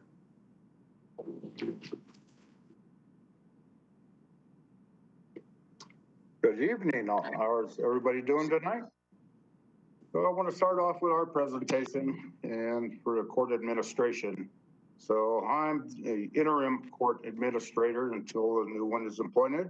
And I'm looking forward to serving the best I can in my position. First of all, we want to do a video surveillance network upgrade on our switches. Our current switches are end of life. And we need the new switches on the cameras. We need power, PoE, power over Ethernet plus, and provide more wattage to it. So that is one of ours. Another one we plan on doing is commercial monitor upgrades for the courtroom. So all functioning courtrooms will have new 80-inch monitors installed is what we're receiving right now. Some of the bigger things we got is the detention center, the door control system that have. That was slated last year due to COVID and was cut because the budget was not in place. So we all had to make cuts, and hopefully we can get the system that's failing. This has been a system in place since 2006, and we have a maintenance contract, but we've been reminded many times that we have fail on it. So that is a good thing that we're trying to do. The next thing that we're going to be trying to do is courtroom audio video integration with WebEx and all the new functionality of all the devices and PCs and gizmos that are out there to connect, presenting evidence. We want to come up with a good solution, deliver this and equal for defense and prosecution. So that will be that upgrade. And then we have a one-time request for court technology to add one full-time position as a programmer analyst to help with all the current applications. We develop most of our applications for court administration and the detention center, and we could use a little bit of help on that situation. So that's what I'd like to propose. Any questions or comments? Thank you very much. Thank you. Next up, we'll go with Judge Day. Mayor and Council, good evening. As you can see in the 2022 budget, we don't have any specific requests or ads. Just as Mike indicated, we are looking to upgrade court technology within the courtroom, and we'll work with court IT and try to coordinate that to the best that we can. As Mike made reference to, we are a constitutional court of record, and so we do need to try to, again, improve and enhance as much as we can within the courtroom as it relates to the recording capability and technology. As you can imagine, there were some specific challenges from 2020 into 2021 related to COVID and virtual court, but we look forward to working with Court IT to address all of those issues. All the other adjustments within our budget are related to pay, benefits, and risk. Be happy to answer your questions that the mayor and council may have. Judge Day? Yes. So in terms, and maybe this should have gone into court administration, in terms of some of those requirements and difficulties with technology that we've heard about over time, kind of not having up-to-date technology, at what point are we going to be looking at allocating funds to address those issues for you all? Because I believe I asked before and found out that the ERP isn't necessarily going to cover all of those issues that you all are having. So do you have any thoughts about kind of long-term planning for those technology needs of the court? Yeah, we meet consistently with Mike and his team in court IT in addition to city IT, and trying to address not only the immediate needs for what we're dealing with in the courtroom and the issues that we're experiencing, but also future. And I believe Mike has some of that included within court administration's budget to address the immediate needs and the issues that we're experiencing. But really, we just need to enhance our Wi-Fi and technology that relates to the court and having the capability to do remote hearings. As you can imagine, more and more is being put on courts to do as much as we can remotely, which we plan to do. I would ask Councilmember Coombs if we could look to addressing high-speed fiber and other issues specifically for the court, because that's not an issue that's going to go away anytime soon. And I do believe some of what you're talking about is referenced in a court administration's asks as well. Great question, though. Thank you for that. All right, anything else? All right, then let's go forward to Matt. Thank you, Greg. Good evening, Mayor and City Council. The Civil Service Commission budget is projected to come in over budget due to two primary reasons. First reason is that one-time funds were provided to the commission in years past, but in 2020, those one-time funds were not provided due to the COVID-19 budget balancing measures. Those one-time funds are proposed to be restored for 2022 to now bring projections in line with budget. The second reason the budget is going to come in over projections is due to record entry-level police hiring. In 2021, there have already been 80 entry-level recruits hired, with another 20 projected in October, for a record of 100 entry-level recruits. The proposed 2022 budget projects for this continued record pace of hiring, and also allows for restoration of a budget balancing cut to bring back funding for administering polygraph testing. And I'll wrap up here, but I do need to thank the police and fire department recruiting units for their continued efforts to provide the applicant pool. And then I also need to thank the police and fire department's academy staffs for their training efforts after the recruits leave the commission testing process. And that's my summary of the commission budget.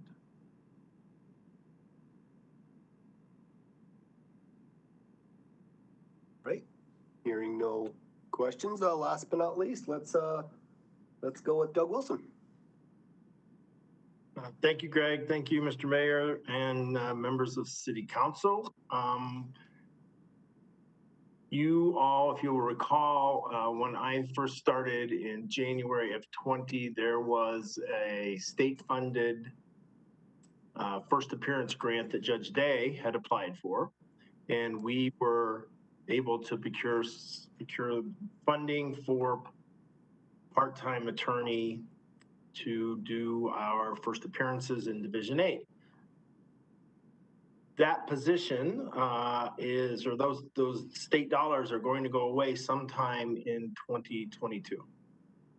And we are still seeing an increase now that COVID has slowed down a little bit in Division 8. Today we had 11 folks in court this morning that were arrested over the weekend.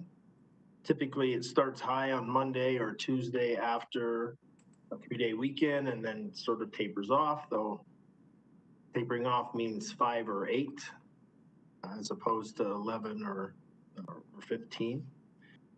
So I'm requesting that position be funded by the city as an FTE because we are going to continue to see folks as required by the state statute in first appearance centers in the Aurora Municipal Court.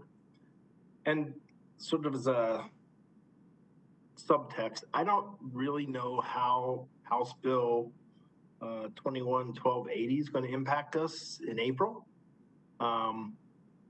where the requirement that folks be seen in 48 hours, which we're not doing at this point on weekends and holidays because we're not mandated that we do that. But this position would help offset some of that additional time that I suspect we're going to spend in first appearance court. The second ask is that we move a CARES grant position to full-time as well. If, again, you folks will recall, I applied for CARES money for a full-time position, not only to help with some of the additional workload, but also to help cover the cases in both wellness court and with the newly created Aurora Armed Forces Treatment Court that Judge Day has put together. And we were able, I asked for funding for 2 years. We were given 1 year's worth of funding, and that's going to run out the end of 2021. And I would like to convert that or have the city fund an FTE for that position so we can continue to not only deal with our workload, but also cover wellness court and Armed Forces, or Armed Forces Treatment Court. And that ask is about $202,000 for those 2 FTEs. If you have any questions, I'm happy to answer them.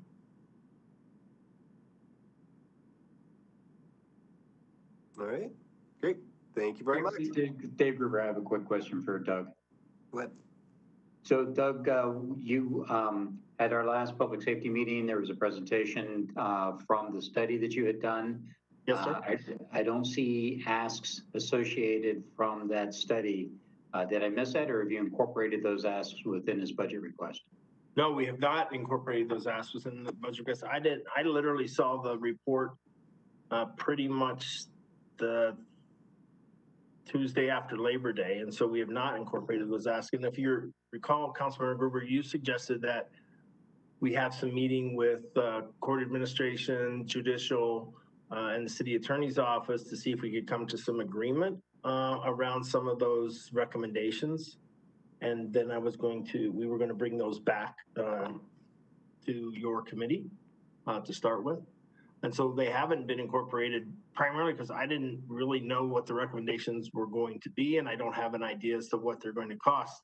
For instance, a workload analysis, which is one of the big ones that I think they recommended. I'm looking to get some quotes pretty soon about those or what that will cost us, but I need to come back to council then. And yes, sir. Well, Doug, what you're saying is exactly what we discussed at the public safety meeting. I appreciate that. I think it's fair to say, though, is that there will probably be additional asks to the public defender budget, and it would be prudent to put a wedge in there, or at least be aware that there could be additional asks coming forward on this budget. I appreciate that, Councilmember Gruber, and I sent also at your request, I sent that assessment out to all council members and Mayor Kaufman last week. And there are some really good recommendations, but I have a commission meeting on Friday. And one of the things we're going to discuss is prioritizing both internal and external, and then reaching out to the other folks, the stakeholders, again, such as judicial and the city attorney's office and court administration, to see if we can have some discussions about them helping us prioritize some of those recommendations. Thank you, Doug. Yes, sir. Doug, you mentioned that you sent it out to council. Maybe I missed it. You said last week? I sent it out the afternoon of the public safety committee meeting. So it would have gone out Thursday afternoon. Or Thursday, yes, okay. Ma'am. Okay, thank you. I'll take a look. Yeah, if you don't have it, please let me know and I'll send it out. I thought I included all council members and CC'd those on the public safety as well as Mayor Kaufman. You probably did. I probably just missed it. Thank you. Okay. Yes, ma'am. All right, great. Thank you very much. With that, we'll go right to Jim. Back to me. So, okay, you've heard from the other appointees. Now, I get to talk a little bit about general management and information technology. Those are the areas that don't report to a deputy city manager. So, general management. So we've got, you can see the figures there for one-time and ongoing additions and 5 FTEs.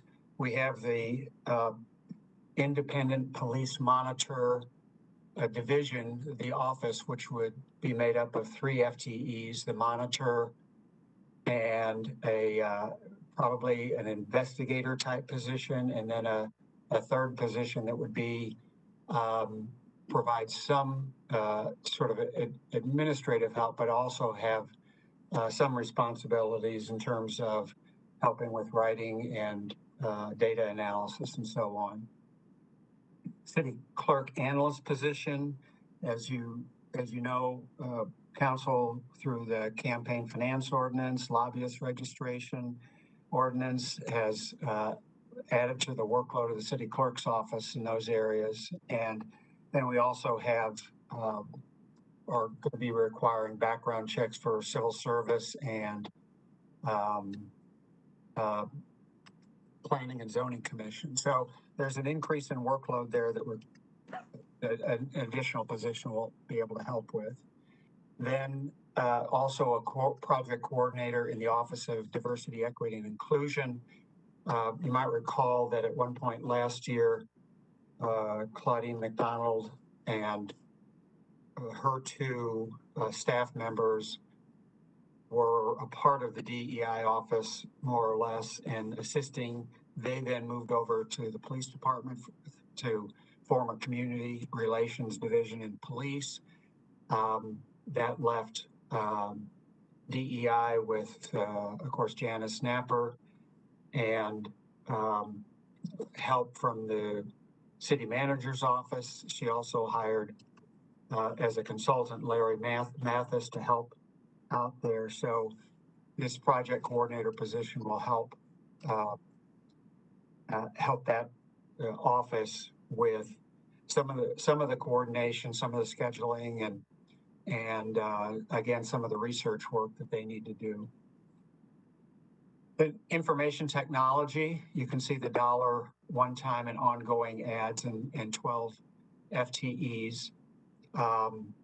The bulk of the FTEs are related to the ERP, and these were not included in the original ask that where we processed additional personnel to, like I had mentioned before, backfill for those of our employees in the different departments like finance, HR, and IT who are actually working on the implementation. So that covers that. Then we also have $500,000 in ongoing and $250,000 in one-time, what we call service execution and delivery funding in IT. And we have been doing the $500,000 yearly on a one-time basis, and we're just going ahead and incorporating that due to the fact that it's been needed every year. And this serves it help with implementation of different projects, but it also can be a help, as I'm sure you're aware, IT professionals are in high demand. We've also got kind of a senior level workforce in IT, so we've continually seen retirements and people getting attracted to other higher paying jobs, and so sometimes we have to backfill with contract IT professionals in order to keep our IT infrastructure running. The 460,000 in capstick projects. I think we've mentioned that, oddly enough, the information technology department manages capstick, and so the things that we need to do out at capstick are included in IT's budget, and those are for the most part one-time costs. Things like the Niederman exhaust system. We've got a retention pond liner that needs replacing.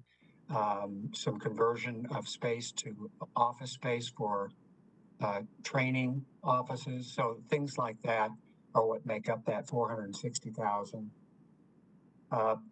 Then in terms of the other 4.5 FTE positions, GIS analyst is, the IT department maintains the base map for all the cities mapping.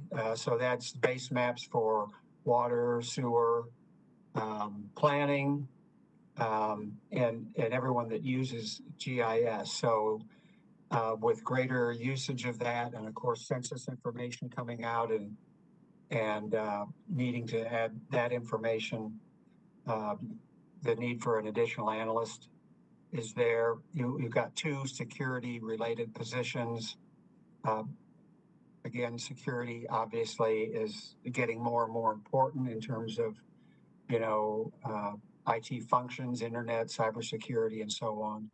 And then we're also splitting a senior procurement agent with water, who also procures a lot of technology. And so this is kind of a specialized area. It doesn't, our purchasing division has tried to keep up, but they're with procurement of technology, it's pretty specialized, and so splitting this out with water will be a help to us. And then the Office of Process Improvement, which deals partly with Acela implementation, adding a couple of positions there to help with that, and also overall process improvement. Okay. And then in general management, we've got additionally a one-time funding of $500,000 for a disparity study. And the disparity study is really determining about either in the past or currently the percentages of dollars awarded in contracts to women, minority owned or disadvantaged business enterprises. So it's really to determine if there's a disparity between the availability of these types of firms in our market area and their utilization in our contracting. So if a disparity exists, then there's what's called in legal terms a compelling interest to support establishment of a minority, women-owned, disadvantaged enterprise business program. And if that is found to be the case, the consultant that performs the study will also make recommendations about the types of programs that we can use to better utilize those types of businesses. The other thing I'd say about this is that a lot of those businesses are run by entrepreneurs who are also smaller businesses. So in a way, this can also be an economic development effort on our part in building up our some of our smaller businesses in the community.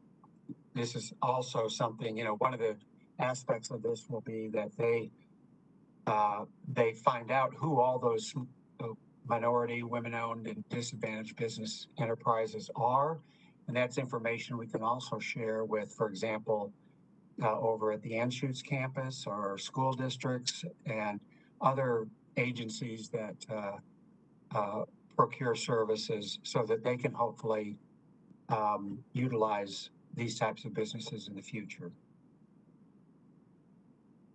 Okay, and then capital amendments, we have, of course, the enterprise resource planning system, and then in the E911 fund uninterruptible power system, and again, more cybersecurity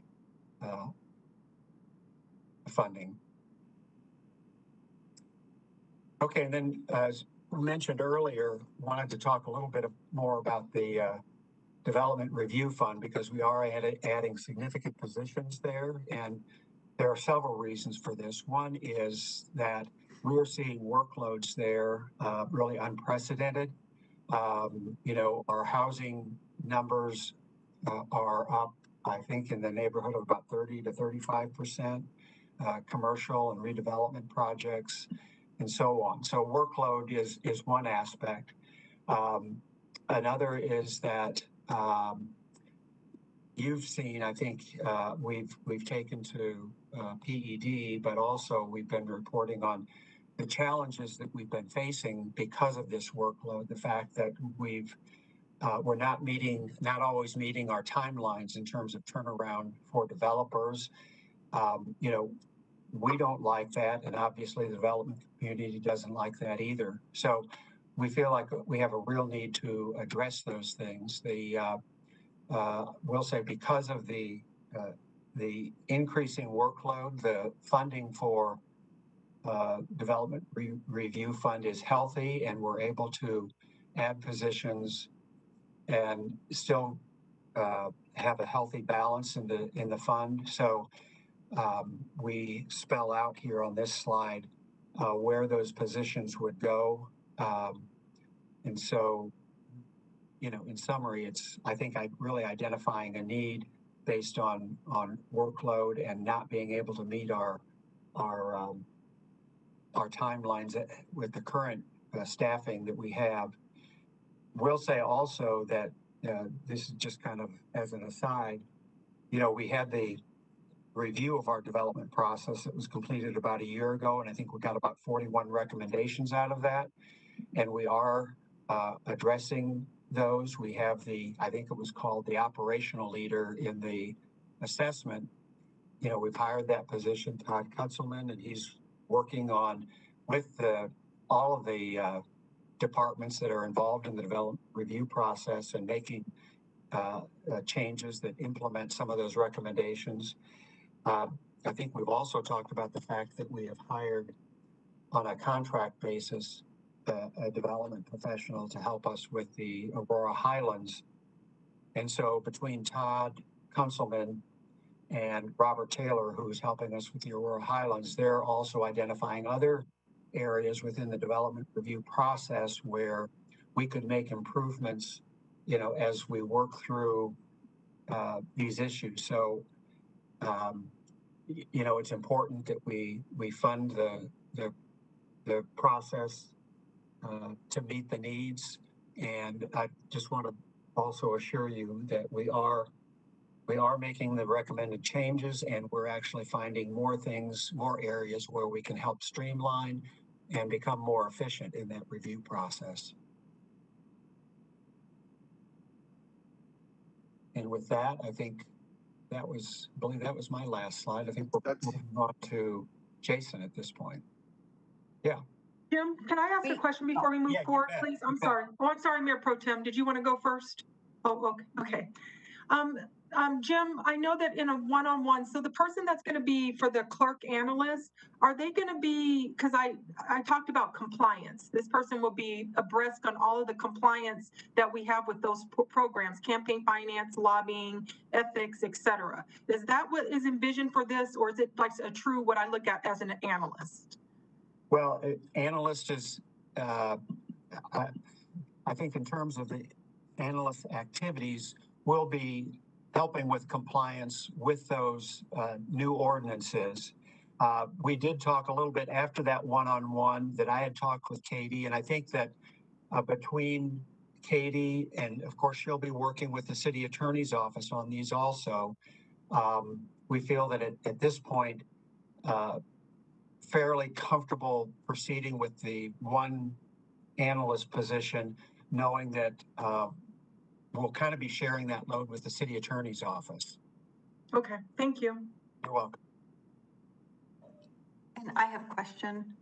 Yes. On the $500,000 study, I've never heard of a study since I've been here for 6 years costing that much. Is it for software or is it for a study? Well, this is a study, and the $500,000 is a little bit of a shot in the dark. I believe that Denver did one of these several years ago. Of course, they're much larger than we are, and I'm thinking that it was about 600,000 for them. So it could easily be half this, or it could actually turn out to be 500,000. We're really kind of guessing at this point, but would rather have the money available should it come in close to that. Okay, so but again, I mean, most studies we've done in the city go from 50,000, 100,000, maybe 150,000. I have never seen a $500,000 study. What, are we going out to RFP for this study? Yes, that would be, we would go out for proposals on this, and there would be,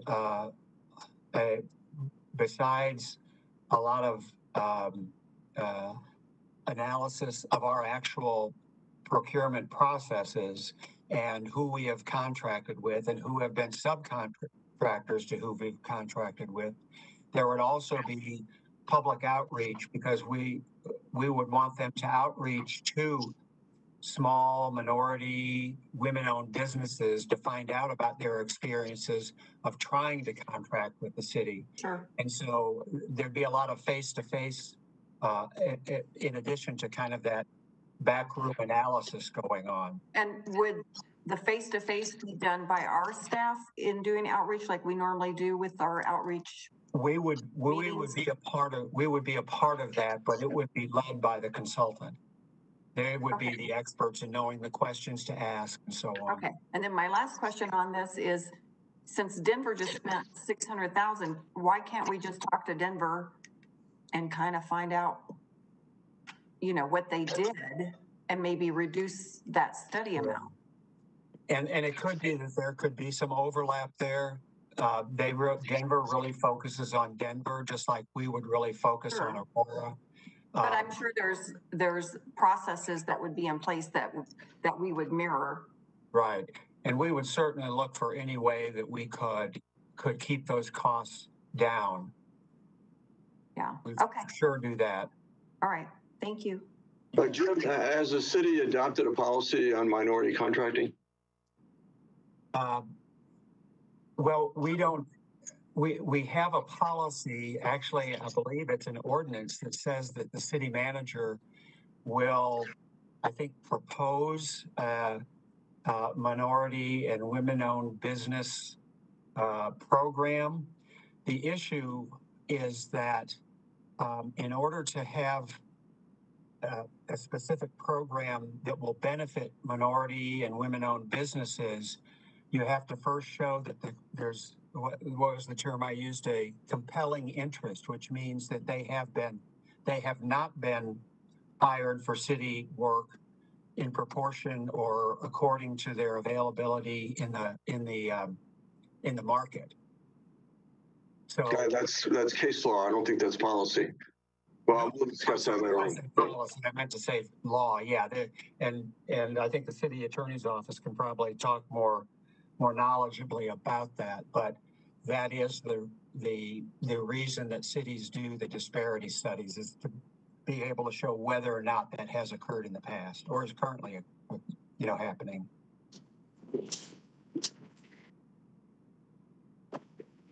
Anything else? Anything else? Dave Gruber. Yes. Jim, yeah, so Jim, I have a question as well. That $500,000, I mean, to convert that over, that's essentially 5 well-paid full-time employees working for a single year to complete the study, which I think is an awful lot of money. So I think the most important thing to ask is that, have we followed the law and have we been fair? And then going beyond that is simply going beyond that. But $500,000 sounds excessive for determining if we followed the law, because when we studied this at management finance for the last few years, I think Johnny Watson was the one who brought up the last analysis of management finance. And there was an intern that the city hired. They did an analysis on all the contracts, the people they were awarded to, and we were compliant at that time, and that was 2 years ago. So again, my point is $500,000 for this study when I believe we are already compliant with the law seems excessive. Well, actually, you know, that the intern was going back and trying to create a baseline so we would know what we were doing in terms of contracting or using contractors who subcontracted with women, minority, and disadvantaged business enterprises. And there was never really an assessment of whether there was compliance or non-compliance, because we don't have any idea how many of those types of businesses are actually out there in the market. So we were simply trying to determine what the baseline would be in terms of history. So if we were going to be able to move forward with some sort of program, we'd know if we're actually improving on usage of those types of businesses. Fundamentally, though, the issue is, did the city adequately advertise all of their contracts that were coming up for bid across the board? Did everyone have a fair chance to see where that was posted and to see what was asked for? Then the second part is, did everyone have a fair chance to compete for that contract? And then finally, did the city fairly and legally issue that contract? You know, so yeah. Anyway, it seems pretty cut and dried, and $500,000 again seems excessive. I agree. I think that at the staff level all agree that sounds like a lot of money. We don't have the answers to the first two questions, and that's where I think that this study will help us. And like I said, we'll do everything we can to reduce the cost of that study. Jim, or maybe. Yes. Thank you. Yeah, I just actually want to state that I support this effort, Jim. I think that it's important to measure the outcomes that we're getting to see if there is any kind of disparity. And I also wanted to state that the $500,000 price tag, I agree, is high, but council did spend $500,000, if I'm not mistaken, in 2015 for the East Aurora annexation study. And then summarily ignored the findings of that study as well. But I think that it's important that we do move forward with this effort, Jim. So thank you for bringing this forward. I voted against it. Thank you for that. Jim, I have a question. Jim. Yes. Marcia. Yeah. Yes. You know, I'm a woman-owned business. I'm a minority business, and I certainly would not want to be handed a contract just because I'm a woman-owned business. I would expect to be treated as fairly as anyone else. And if I was able to do the work, met the standards, had the people to do the work, that I would be given the same fair opportunity. I hope the study is not going to put women over another contractor, because that's not fair. That's not how we do business. You know, everyone has a fair shot, and just because I'm a woman-owned business, I should not be getting the job over somebody else's. Whoever does the best work, whoever has the best references, you know, whoever is the best contractor or whoever you're hiring should get that job. So I'm hoping that disparity study is not elevating one group above the other. I'm hoping that it says we didn't disparage another group and give a job to the wrong person. I'm hoping that's what it does. Because like I said, I certainly would not want get a contract in the city of Aurora or anywhere just because I'm a woman. Thank you. Mayor. Or Jim, I'm not sure who. Yeah, thanks, Jim. And I support the effort. In fact, even before, I think even my first year on council, when we had Chanel Reed, who was the former liaison to the mayor, she was working on trying to have us participate in Denver's disparity study because it has such a high price tag. They paid, I think, over $1 million for theirs. And we didn't have the budget at that point. And by the time we became aware of their process, it was kind of too late to become involved. But that's something that I know prior council members have talked about in terms of supporting a disparity study. I'd love to see that, definitely move forward. One of the other thoughts we've had on the matter, just for further context, was kind of the route of the resolution, like a potential resolution. It's not an ordinance, but similar to the Housing as a Human Right resolution, where we were able to kind of softly guide potential direction in that area in lieu of that very expensive and lengthy time, time just consuming process. Might start to work towards greater, goals in contracting with different diverse businesses, minority-owned, women-owned businesses as well. So just for some added context, this is not a new conversation, but it has been, kind of put to the wayside because we just didn't have the capacity or the funds there. So I'm excited to see that that's kind of being revamped at this time.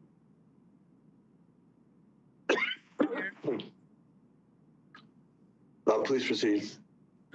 Thank you. And I would just like to add very briefly that a disparity study is one of the things that was mentioned when I was in CML meetings on addressing equity, our NLC meetings on addressing equity in our cities. This is one of the things that they considered part of the baseline for being able to pursue plans around addressing equity issues in the city. And so it is a best practice to conduct a study of this kind. And as Jim already said, the number that's being thrown out is a ballpark, and they're going to do everything they can to keep it lower than that. And so I support this and approve of moving it forward.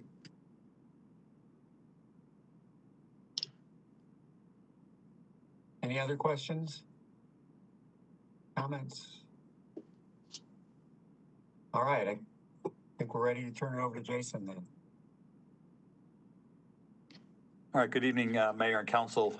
For those watching, my name is Jason Batchelor. I'm Deputy City Manager over the departments listed here on the screen. I'll walk you through each of them and then take any questions that you have on that group of departments. So Greg, next slide, please.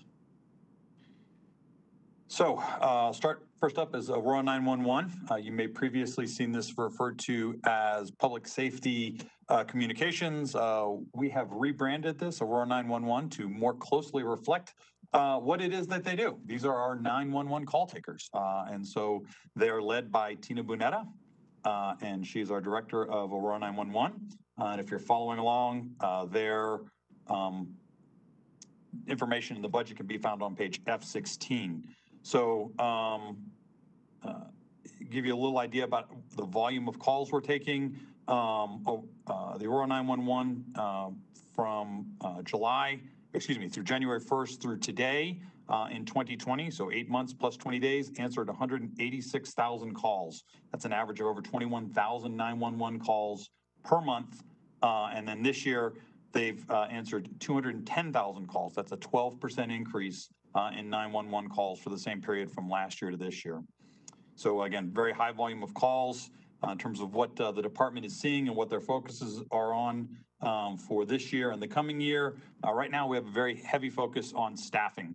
We are authorized 90 positions. We're down over 20 positions in terms of vacancy. As we have all heard many discussions on, it is a very, very difficult hiring environment out there. And so the department is spending a lot of time and energy working very closely with HR to make sure that our compensation is in the right place where it needs to be, that we're focusing very heavily on recruiting to get the right folks in there, and then that we are focusing on retention. So we've got a professional development manager and other efforts underway to make sure that we are, once we are able to bring in great employees, we're able to retain them. So a lot of heavy focus on making sure that we are fully staffed and able to meet that high call volume demand.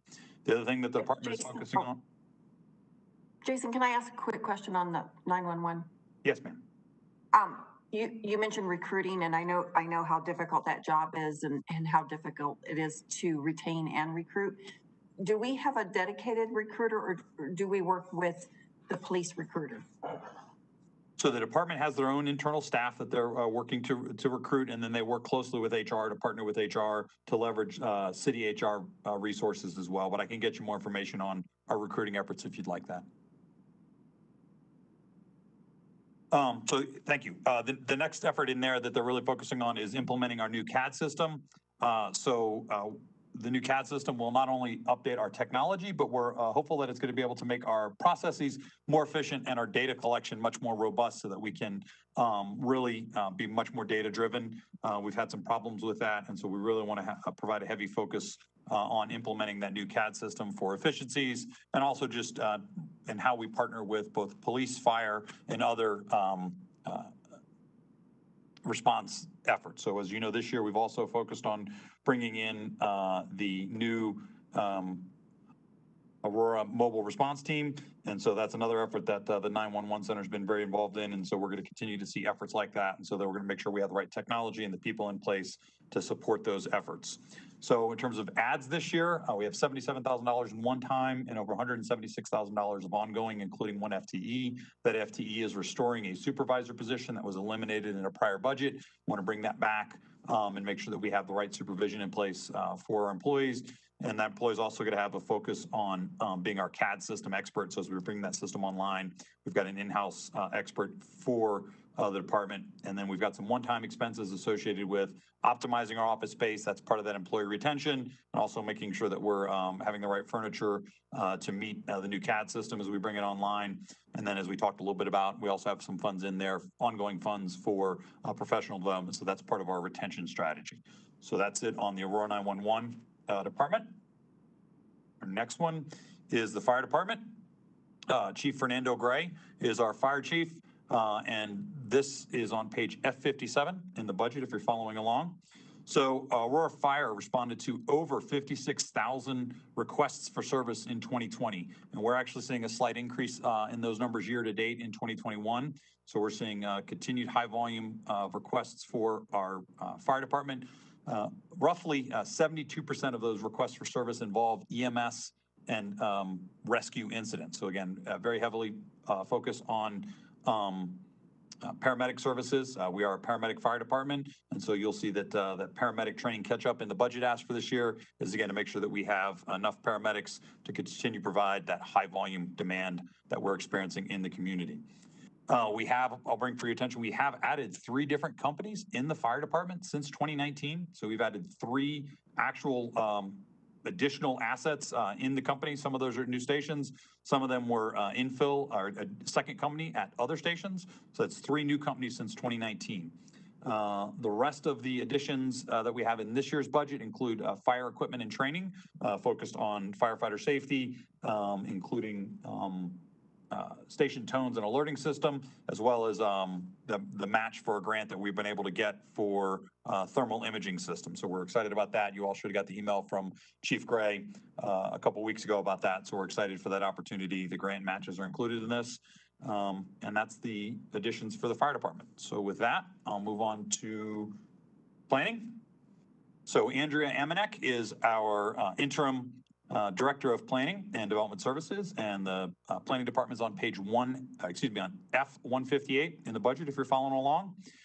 So halfway through the year, our current planning, which is our development review planners, are on pace to meet or exceed most of our workload categories.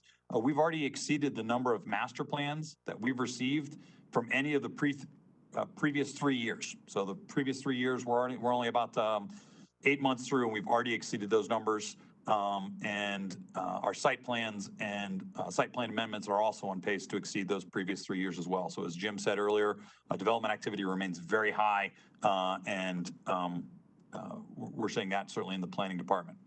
Our long-range planning activity has several major transportation initiatives, including projects that are planned with the new federal infrastructure dollars. So we're making sure that we can work with Public Works to leverage those dollars, and we're doing that. In addition, we're expecting to begin getting more detailed 2020 census information, and our data services team is going to make sure that we can compile, analyze, and disseminate that information to our community, businesses, and other partner agencies to make sure we leverage the most of that data. That's what that restoring the first ad there is. The FTE GIS specialist is all about making sure that we have the ability to leverage that census data and be able to stay on top of that. The other thing that Planning and Business Services is doing is our Business Services and Small Business Development Center have played a major role in providing business services and grants to those impacted by the pandemic. They've partnered very closely with our community development and community services partners and Jessica Prosser's shop to partner to do that. And we've been very successful in getting those dollars out to our impacted businesses. Our counseling and training numbers in for 2020 exceeded those provided in the previous 2 years. So again, high demand for services, and we're expecting additional funding from ARPA will be able to help us increase those numbers in 2022. Our development services team has 21 urban renewal areas with 10 active projects. We've got several projects that have recently been completed, including Hyatt House and Parkside, and we've got several more that are still in progress, including Argenta on Havana, and the Point at 9 Mile affordable housing is coming on, and the rest of that site is continuing to develop.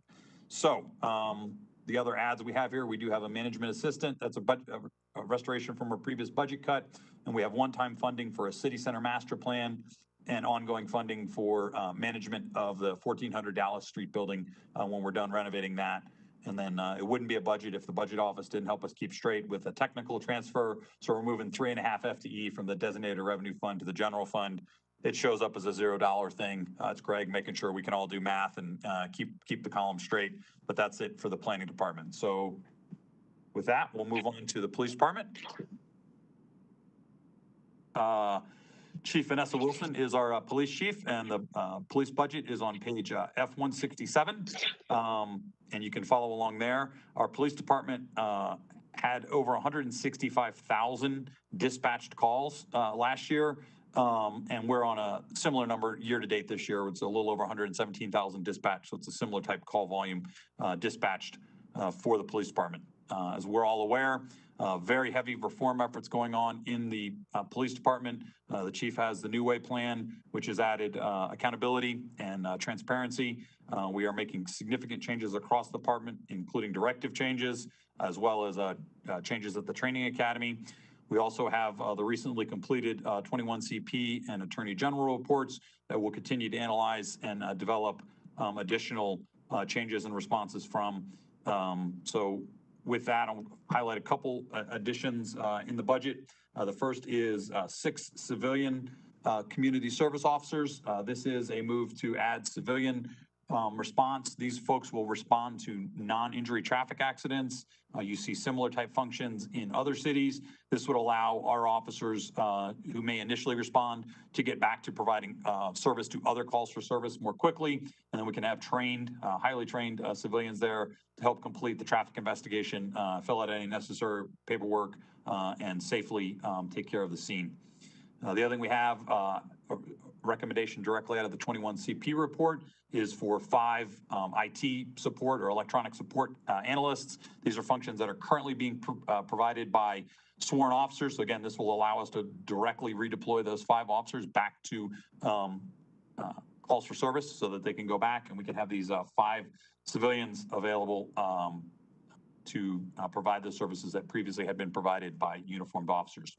The next one is record staff. We're seeing a very high demand for service in our record section, both from the media as well as individual citizens. And so we've not added staff there. So we're adding 5 staff in the record section to make sure that we're keeping up with the service demand and providing those records in a timely fashion. The crimes analyst supervisors, again, a recommendation directly out of the 21 CP report. So we're going to do that and make sure we've got good centralized guidance for our crime analyst functions. And then the next one is a police personnel specialist. We've not added anybody in that area for HR and personnel support in a number of years. So that's an addition there. And finally, there's a one-time addition for APD vehicle replacement. So that will be the APD general fund amendments. Next slide. Very briefly, Jim already touched on this one. Planning was included in the DRF additions that we talked about. We've talked about the very high growth we're seeing in that. So that's in there, as well as a one-time cost for a growth and forecasting model. Again, looking to leverage our census data so that we can keep good, accurate population estimates moving forward. We have lots of different customers, both internal and external, that look to us for good population forecast modeling. So that's in there. Next slide. Again, Planning and Development Services has a $700,000 one-time capital project for mid-block lighting on the Gardens on Havana. So we're excited about that one. That's a very great high growth area for the city. And we're excited about continuing to partner over there on Havana. And then that is, I think, my last slide. And with that, I'll open it up for any questions on this group. Jason? Yes, sir. Thank you. Could you go into a little more detail on the mid-block lighting? Sure. Andrea, are you on? Do you want to provide a little detail on that? And if we can't get you an answer in the next 20 seconds, we will get you more details on exactly where that is and what that is. So Andrea, if you're available, go ahead and give us a quick update on what that one looks like. Sure. This project was part of the large study of Havana streetscape. This came through as a high priority for the neighborhoods and businesses on Havana Street. For more details, Mindy Parnes is on the call. If that's not enough background for you, I'll ask Mindy to add a little more context. No, sorry, go ahead. No, I will add that there's more detail on page G26 in the capital section. There's a paragraph about what that project is. Okay. Really a mid-block crossing. This is Mindy. It's a mid-block crossing, not really lighting. So it would enable people to not have to go all the way to the ends of the block to cross, specifically at Gardens on Havana. Okay. It's one of 4 that we're recommending there. Yeah, the lighting would be the crossing signal to stop traffic for people to cross. Okay, that's very exciting. Thank you. I have a question for Jason. Yes, ma'am. On the GIS specialist, is that separate than the retail specialist department? Yes. I'll let Andrea touch base on it. It is separate, but I will tell you that the GIS specialist might be able to dig into some of that data we're talking about and help make some GIS products that Bob and his staff could certainly use. So Andrea, you can provide any additional details on that. Yeah, this is a refill of a position that was abolished during the economic downturn. We're just adding it back with getting, as Jason mentioned, with getting the new 2020 census data and wanting to delve deeper into that. As you know, we've also procured several specific retail IT functions, and so we're using data services to assist us with those kinds of things. So with the rollout of census, with wanting to delve deeper in, and I think that the data services staff helps us with ICSC recon. It helps with utility planning, roadway planning, et cetera. So right. it'll do a variety of things. Okay. What about within the retail department in terms of actually reaching out to, to brokers, trying to get deals done? I know Bob is very, very spread, he's spread thinly through like our large city. Yes, council member, that's true. We have two personnel. We have Bob, who has a lot of connections and brokerage, and we also have a project manager assigned, but only one at this time. Okay, so no plans to add another project manager? Because I think I probably mentioned this. I think I mentioned it in our one-on-one budget meetings. Yeah. Some of with the development, the way it is, the positions that were requested as part of budget ads were prioritized, and that was not one of the higher priorities at this time. But, it is an area that is also seeing growth and a lot of assistance to existing businesses, particularly helping them pivot and that sort of thing. Yeah, I mean, I think it's absolutely critical. Most of our revenue comes from retail sales and in use tax sales. And unless we focus on this area, we're kind of hurting ourselves, because we have much more opportunity to bring in more business, to bring in more sales dollars if we have the right staffing. So that's my pitch. Maybe take it from the $500,000 study. Take I don't know, Jim, 100,000 out of that and put it to a retail project manager. For thought.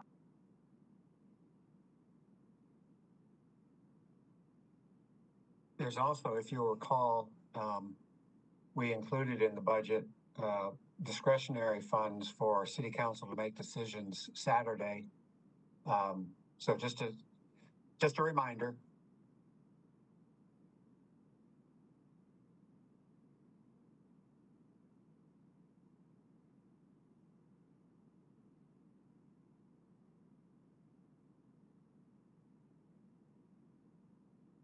Okay, if there's no other questions, I will turn it over to Marshall Brown to go over the next group of departments. Thank you very much for your time tonight. Okay, good evening, Mayor and Council. Marshall Brown, gonna cover the operating departments tonight. Gonna try to do it in an efficient, quick manner. Can everybody else see the presentation? Sorry, I just lost my share ability again. Could I get share back? It looks like Marshall's got it. Oh, I didn't try to take it.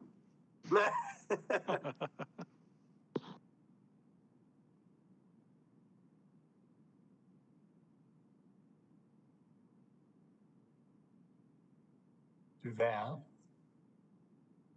So while Greg's pulling that back up,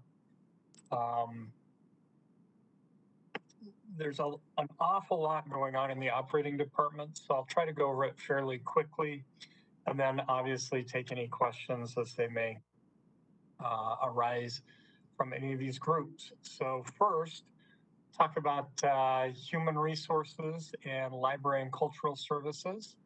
Ryan Lance was just appointed the new permanent director of human resources, so that's very exciting. Moving forward there, they've got a little bit of one-time money, and then primarily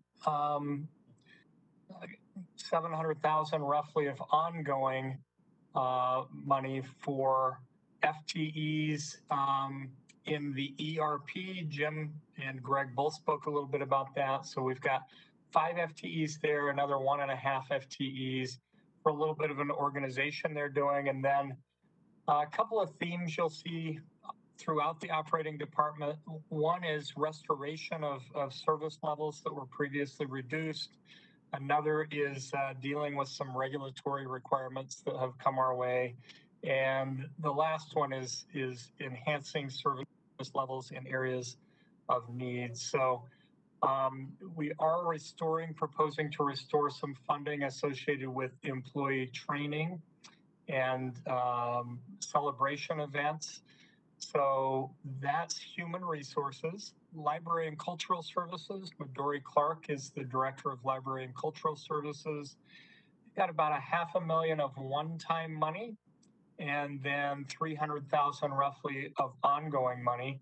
A lot of that is to restore 2 FTEs that were previously reduced out of the budget in some libraries, some library assistants, and then a couple $100,000 of ongoing and a one-time for materials acquisition, helping with their inventory, keeping that current, and then a little bit of one-time money for some donor management software and some furniture that needs updated in the libraries. So the next department is PROS, Parks, Rec, and Open Space. Brooke Bell leads our PROS department. They're proposing about $500,000 of one-time and then $900,000 of ongoing, including 5 FTEs. This is where the regulatory requirements start showing up. We've got some positions needed to comply with the new 811 or utility locating requirements. And you'll see this show up in a few different departments as responsibilities shifted from the state and private contractors over to the municipality to manage locating things that we previously didn't have to. There's also a maintenance contract supervisor. So PROS has shifted a little bit the model of how they deliver services, using contracts a little more frequently than they did in the past due to some hiring challenges. The job market's challenging, and so we need a maintenance contract supervisor to keep track of all those contracts. And then there are funds, including some of that maintenance and some landscaping enhancements, shifting to more water-friendly landscaping. That's going on at some of the fire stations and in some of the medians and parks properties. And then again, funds for maintenance out at Aurora Reservoir. Finally, the last thing, this is also a regulatory requirement. The CDL, Commercial Driver's License Program, now requires enhanced training. We've never really done the enhanced training in-house. We've done it as duties otherwise assigned to staff. And now we're going to shift that with these enhanced or more intensive requirements over to some contracts. So that shows up also in the operating department's line items, both in PROS, Public Works, and Water. So with that, I think we'll move on to Public Works. We've got $1.5 million of one-time. Greg talked earlier about where some of that's being spent, and then we've got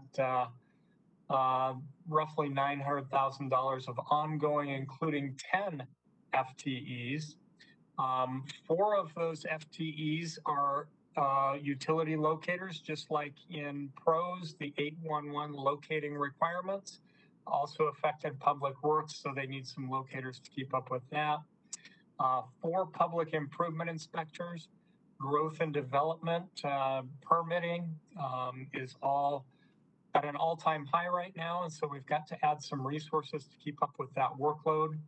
Also in this budget, proposing to restore 1 traffic calming engineer that was in a previous budget and trimmed out, and convert some contingent time in the real property division to a full-time position to keep up with all the easements, right-of-way, real property demands that are out there. We need a little bit of additional help there.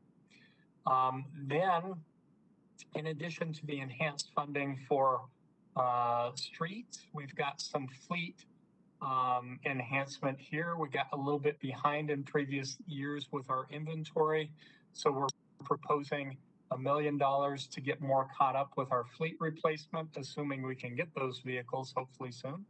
And then we've got a pavement marking vehicle and a vehicle that would support the engineering division where the locators and inspectors are located.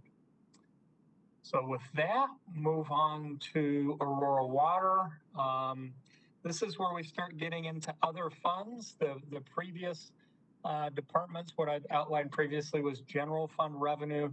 Now we're getting into the dedicated fund revenue. So Aurora Water, through rates and fees, is proposing $156,000 of one-time, roughly $400,000 of ongoing in wastewater. And as a reminder, wastewater is a combination of our sewer collection system and our stormwater system. So we've historically called those wastewater.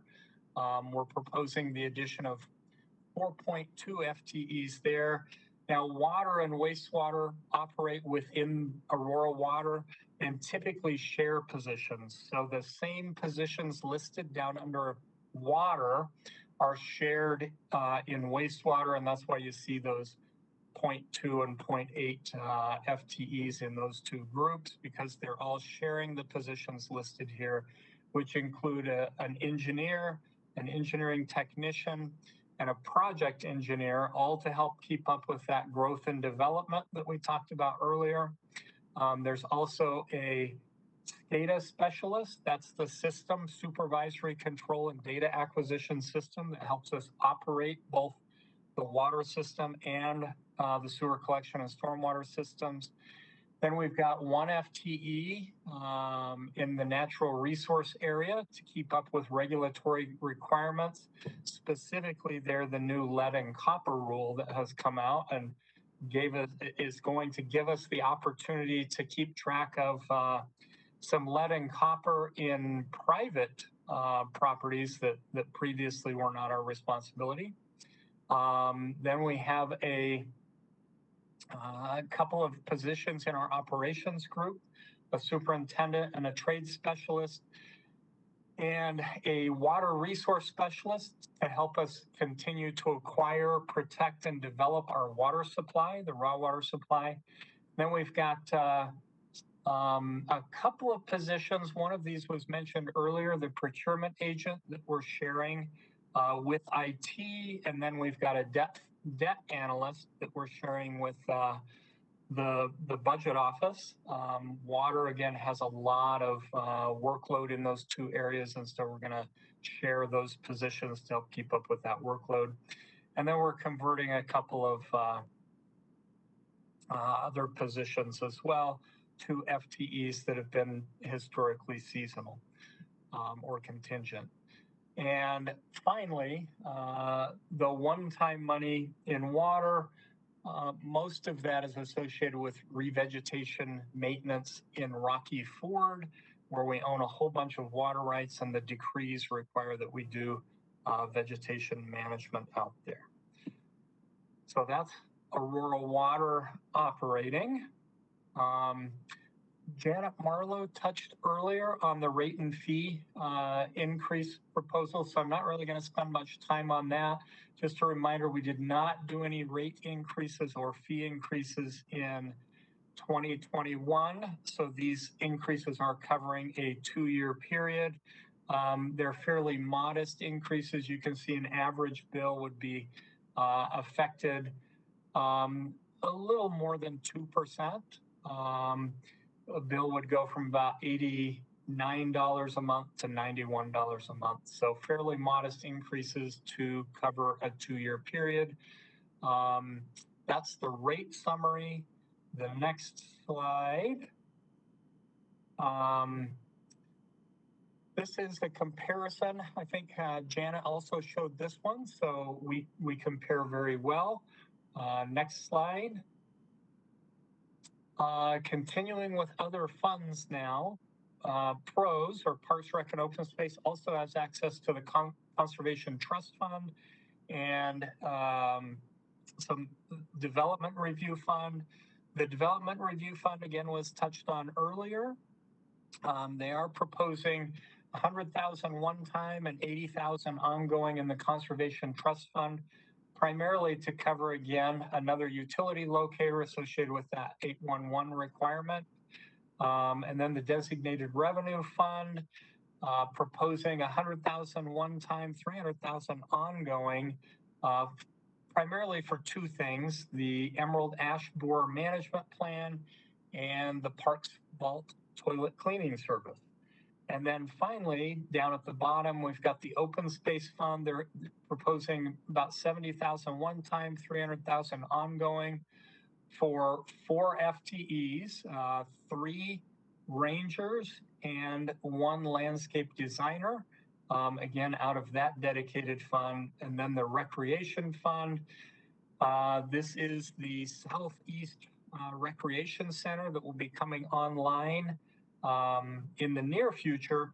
But they need to, in 2023, they need to add some employees, 16 of the representing the full-time employees at that facility to get them trained and up to speed.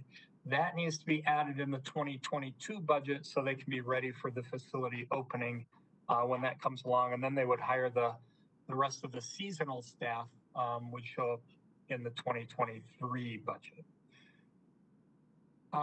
Next slide. Public Works, again, a little bit of one-time money and then $1 million of ongoing. That's primarily the positions, again, that Jim touched on in his slide on the Development Review Fund. They also have 100,000 of one-time, 300,000 of ongoing in fleet. That's to, for one thing, maintain the, they did a pilot program of a fleet apprenticeship program to help train fleet mechanics, get them up to speed. It was very successful, so we'd like to continue that as a permanent program and then add a utility truck. And then finally on this slide, a little bit of money one time, 50,000 and 50,000 ongoing in parking and mobility to enhance that program with some professional services there to try to keep up with a little bit of the challenges we have in the parking enforcement area. Next slide. So I'm not going to go into necessarily all the details of the projects here, but as Greg mentioned earlier, there's a lot of money dedicated to capital projects, primarily in water and wastewater. And then I think second place, Public Works comes along in second place. But water, we've got $300 million over the 5-year plan for basically 3 big things. The Rampart delivery system is aging. It's from the 60s and early 70s. We need to get out there and increase the capacity and maintain those assets. We need to replace a lot of the lines. We have wire wrapped pipe out there, which was a bad idea in the first place, and now it's aged. So we need to replace that and upsize some of those lines. So 100 million for that. 100 million for Wild Horse. Wild Horse will actually cost closer to 300 million. 100 of that is in this 5-year window. Water rights acquisitions is another $100 million in the 5-year plan. And then treatment plants, we've got about 100 million for improvements at our 2 oldest treatment facilities. Again, those are old facilities, 70s vintage, early 80s vintage, and so we need to invest some money there to keep those operating and current. Wastewater, again, combination of sewer and stormwater, about 50 million in the interceptor, First Creek interceptor in our sewer system, another 40 million for sewer line construction to keep up with growth. And then Westerly Creek, you can see some stormwater improvements there for about 20 million. With that, next slide is pros. So they do have about 30 million for park construction, another 15 million for trails and open space, 3 million for some planning efforts, a combination of some master planning and equity analysis across the city to look at where the amenities exist and how to fill in areas of need. some asset management going on, a dog park study. So this 3.5 million for a combination of about 5 studies that they've got. And then they've got some infrastructure improvements, combination of playgrounds, fencing, rec center, debt repayment, etc. So 26 million for that. Next slide. Public Works. Greg again mentioned the additional money for street maintenance. 10.4 million in 2022, growing to 15 million, an additional 15 by 2026. So that's an additional 40 plus million in the 5-year plan. You can see a summary of the funding sources for that. Then 500,000 added in 2022 and ongoing after that to reestablish the alley paving program, and 3 million in 2022 for traffic signal pole replacement. Next slide. I do believe that's your last slide. Oh, good. Okay, so any questions? Marshall? Yes. Thank you for that presentation. That was a lot of information, but I do have a question for you. And this is, let me see if I can frame this correctly. So we have programs for folks already who are having issue paying their bills.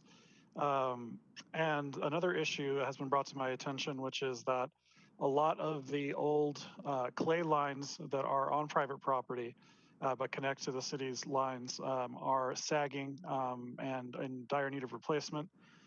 It's causing damage to our roads, but also a lot of our residents have aged in place, and the costs of repairing those are very, very high. And I'm wondering, since we're having issues with our roads, I think this is probably something that's contributing to some of that, especially in residential areas. Is some kind of assistance program for folks who may not be able to afford replacing that line or repairing those lines? Is that something that you've talked about, considered? Because I think this is going to become a larger issue as we're hitting kind of like the 40 to 50 year mark for a lot of these lines. And I think it's going to hit a critical mass sooner rather than later. Yeah, good question. So we have, as you mentioned, our Aurora Water Cares program that's dedicated to monthly bill assistance. What we've done, we have looked at the aging service lines, which go from residential homes to the sewer laterals out in the middle of the street. Some of those, as you noted, are aging. Some of the water lines are also aging. So there are a couple of different opportunities for people to take advantage of there. We do publish information on service plans that are available. So customers can, it's probably about $5 a month, sign up for a service plan, and it'll vary between $5 and $10 a month. From actually, there's probably a dozen now companies that offer those service plans. The city does not offer a service plan. We just put information out there on the service plans available. So a lot of homeowners policies now offer a rider that will cover those sewer laterals. And again, it's a very nominal increase to the homeowners policy. So to the tune of usually about $5 to $10 a month. And then they'll cover up to between $5,000 and $10,000 often in costs that customers incur to replace those lines. Now, usually the costs are much lower than that, but a lot of those policies will cover up to that. So those are there are those options. And then through the low income assistance program, there are a few other opportunities for people who would qualify for low income assistance. They're not through the utility per se, but through the community services programs.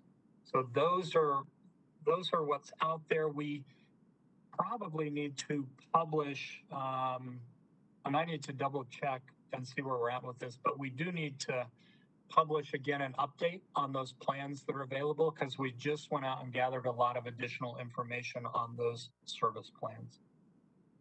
Okay, so I appreciate that information. That's not something I was aware that we were kind of gathering, but that sounds like an insurance policy, right? So that doesn't necessarily help the folks who've already had, you know, something happen. Is that correct? Right. So it is an insurance. It's a rider on an insurance plan, or you can get a separate whole policy. So if we have customers who have had something happen already, again, the best recourse would probably be to go through the community assistance program if they qualify for low income. Okay. So yeah, if you've heard from any of those people, definitely have them happy to connect with them and see what we can figure out. All right, thanks.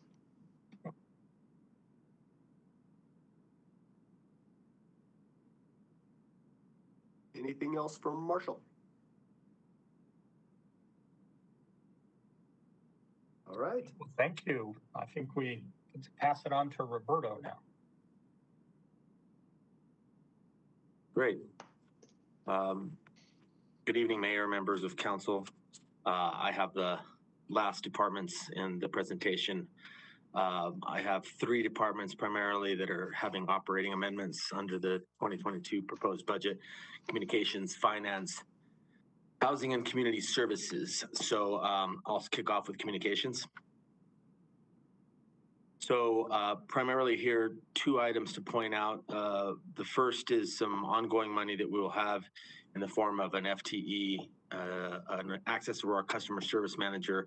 The budget will reside in communications, but really this is an interdepartmental effort. We described this during our one-on-ones. Access Aurora, as you know, currently receives primarily most of the calls, general calls that come in, but we also have several other areas that touch our residents and customers for a variety of issues, whether that's animal services or codes or code complaint or a camp abatement or a water billing question or permitting questions. So we were really looking to have an interdepartmental effort that this individual would be charged with managing to put together a customer service philosophy and an approach where our residents can access information from the city for whatever question they have and have a call center, operation center in which they can receive kind of information in a more efficient manner. Right, while Access Aurora does answer most of those questions, they generally have to route those to different departments. We're looking to consolidate that effort to have a more efficient and more unified customer service message when we do get calls from our residents. We also are restoring $100,000 in marketing and advertising budget in communications. As you recall, we reduced that budget by $200,000 during the pandemic in lieu of budget cuts. We're restoring $100,000 in marketing and advertising. These are typically what you see our RTD bus lines, some of the ads that we place in the 5280 different publications. These are the costs of some of those placements to market and advertise the city. In finance, we have several items, but mostly what you see there in the ongoing costs are amendments is related to the enterprise resource planning project, the ERP project that we've discussed with you several times. This is heavily on HR, heavy on finance in terms of the integration into that new system, that new Workday system. We're adding 7 FTE as part of the budget ongoing to be able to handle that transition in finance. We also are adding some one-time costs in the amount of $370,000.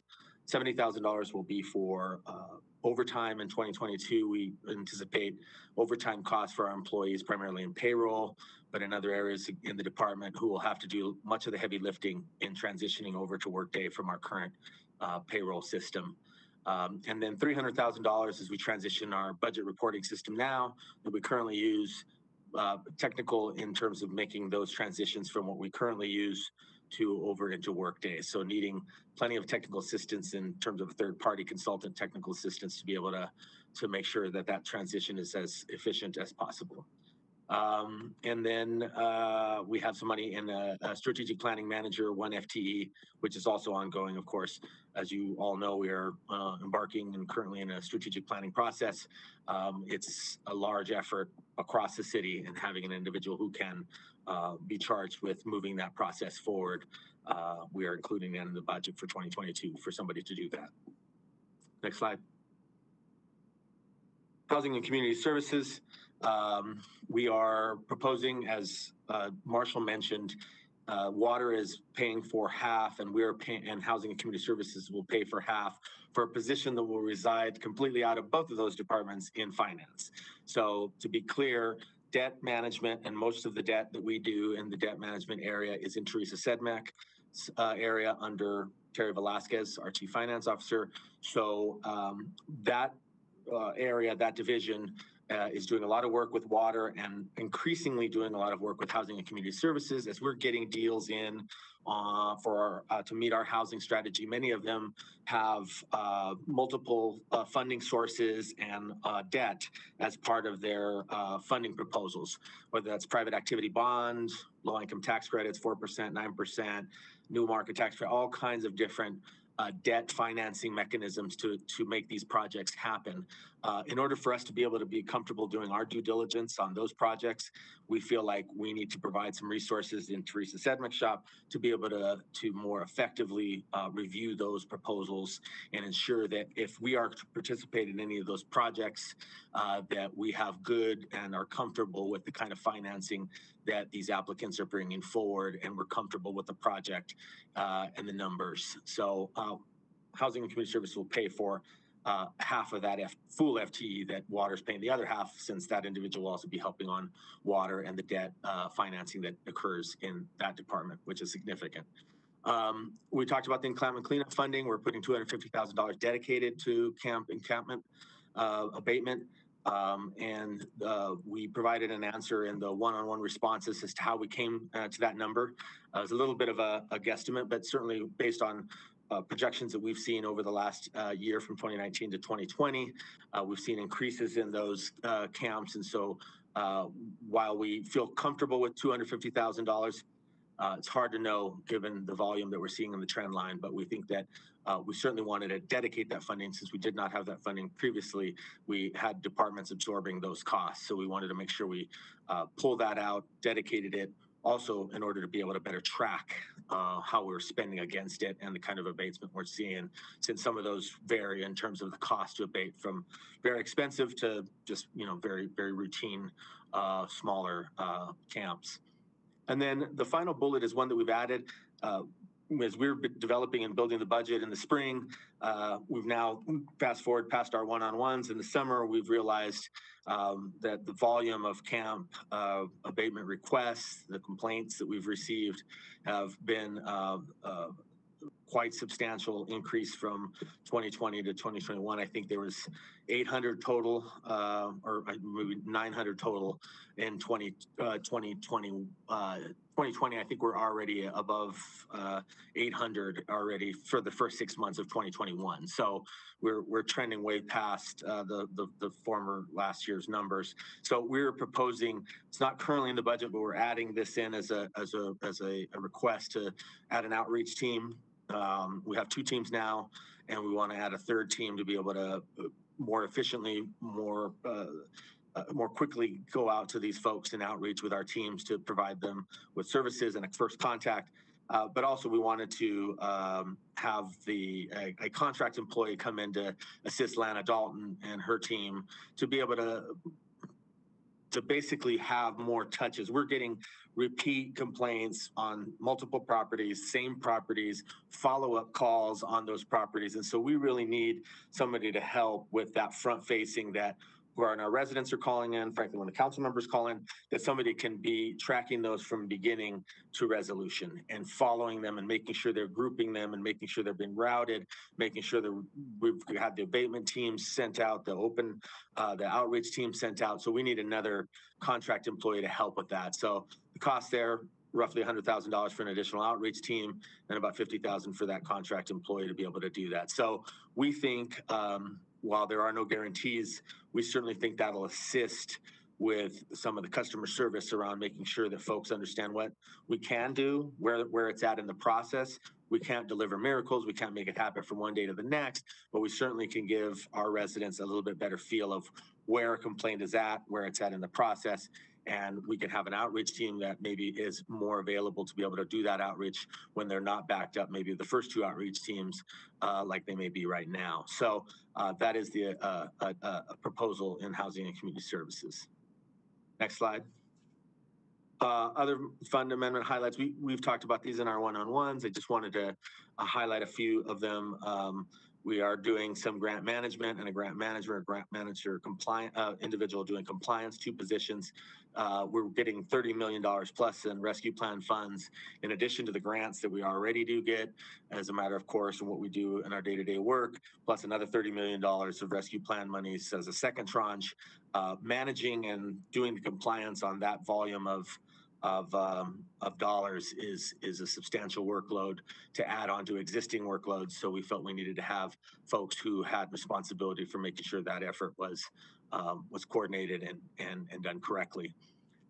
In addition, I think we called out a few things in some one-time and ongoing money. It's a little bit of a little inaccurate in the one-time, in that these are rescue plan are one time, but we can spend them over multiple years. So we don't have to finish spending until I think 2025, if I'm not mistaken. So we called out a few things and those are still in the budget. Affordable housing gap financing, as you all aware, we go out probably 2 times a year on a cycle to get proposals, as I've discussed earlier, on different housing deals to meet our housing strategy. We want to beef up the pool of money that we have that the city can contribute to that.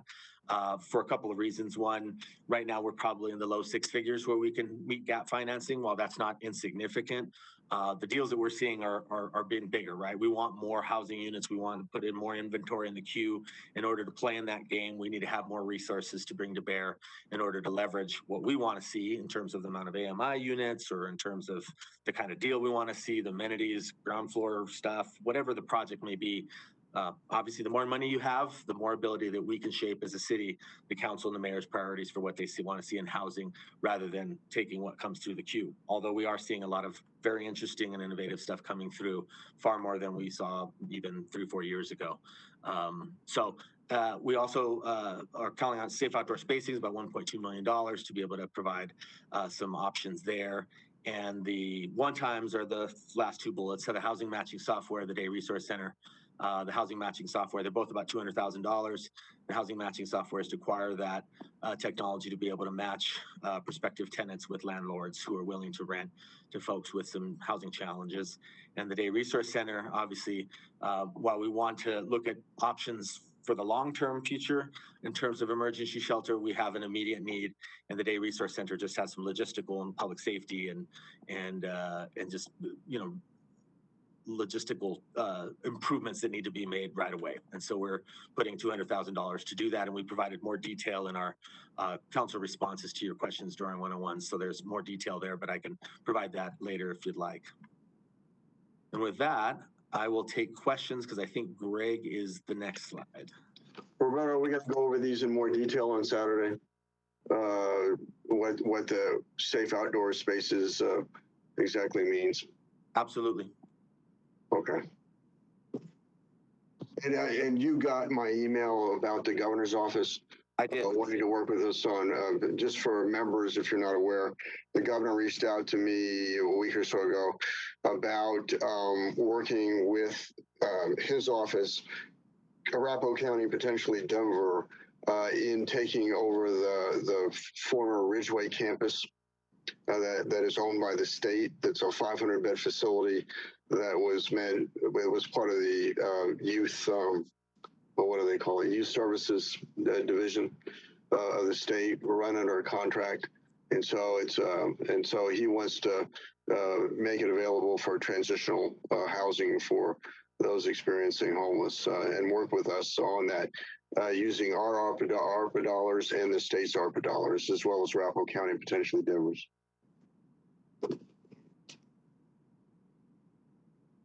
Other questions for me? Great. Floor is yours, Greg. All right, great. Thank you. Here we're about halfway done. No, I'm kidding. We've just got a couple slides left. We're going to talk a little bit about non-departmental. There's $121,000 one time and $5.4 million ongoing. The ongoing money in the ads is basically the biggest piece of that is that Equal Pay, Equal Work Act that I touched on earlier. The street maintenance step toward covering road maintenance, $2 million of that is in that $5.4 million. And last but not least, there's $500,000 associated with the Southeast Rec Center subsidy, the partial year operations for that place, that new place that's going to be opening up. In other fund highlights, in the development review fund, there's 11 FTE. These are non-budgeted. There's a $0 budget just there, just in case they're needed. Then it makes it easier to get them filled. So that's part of it. There's $2 million ongoing in the marijuana tax revenue fund for the same reason we added $2 million in the general fund. We did $2 million for the marijuana tax revenue fund, also for street maintenance. On the capital side, there's $1.8 million worth of amendments. The biggest piece of that, we added $250,000 annually so we can track Highway 30 landfill remediation. We had an old landfill out by Highway 30, had some stuff come up that we're having to track on an ongoing basis. So we set aside some money in there, and some pretty fairly significant increases in art and public places because there's a lot more capital projects than there was previously. All about you on the city council slides. There are a couple things that we put into the 2022 proposed budget. As Jim talked about, we set aside $500,000 one time and $500,000 ongoing as a set aside for whatever you all would want to do. In addition, we went ahead and restored council travel back to its previous number, and we added $16,000 ongoing for council contingency. Had a couple questions during the one-on-ones because we were talking about, using $2 million for transportation. Like, well, are you going to use up all the money? Is there any money left? The answer is yes, based on our current projections and how revenues are looking right now. Even though we're coming through and spending $2 million more annually on transportation projects, we still have a fairly good chunk of money every year set aside for that. So there's one more piece where we're being conservative with our City of Aurora dollars. Here we go. You just heard the boards and commissions presentation. You just heard the proposed budget presentation. In about 5 days, we'll get together and make the budget sausage for the 2022 proposed budget. And with that, do you have any questions of any of us? Greg? Yes. I did want to follow up on a bit of the encampment cleanup funding that Roberto was just talking about. Well, at least it's kind of related to that. I've spoken with several of our staff members, in addition to Jim, about potentially pursuing some kind of IGAs with the various jurisdictions that actually own land in the city of Aurora or, have easements, so that we can at the very least address trash pickup and things like that in a more timely fashion. Like, I think I had reported the mattress and like abandoned shopping cart that was underneath Vaughn, that was on Vaughn underneath Parker. It took like 5 weeks, I think, for that to finally get cleaned up. So, we could have done that with our own folks if we had, I guess, permission and a way to get reimbursed. So what's the status of that conversation? So, Councilmember Marcano, we just today set a meeting with our region superintendent for CDOT to start beginning that conversation about a potential IGA, at the very least, to be able to have an agreement where we would have authority to go onto their property and abate it, since we have a contractor that's efficient, can do it often on the same day, if not the next day. My understanding is they use a lot of inmate folks to do some of that work, and so there's no real reliability to how they rotate and go for that cleanup. So we'll begin that conversation with them. We have a meeting set up with CDOT folks to start ironing out, hopefully, an agreement, whether that's a formal IGA. I don't know what it'll look like, but we have begun.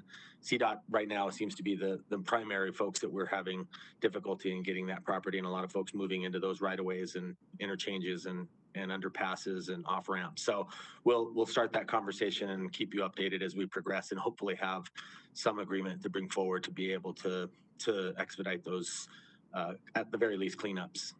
Okay, great. And just want to reiterate that a potential reimbursement is kind of key to that as well. It's more about like, you know, addressing this in a timely fashion. So I appreciate that. Thank you.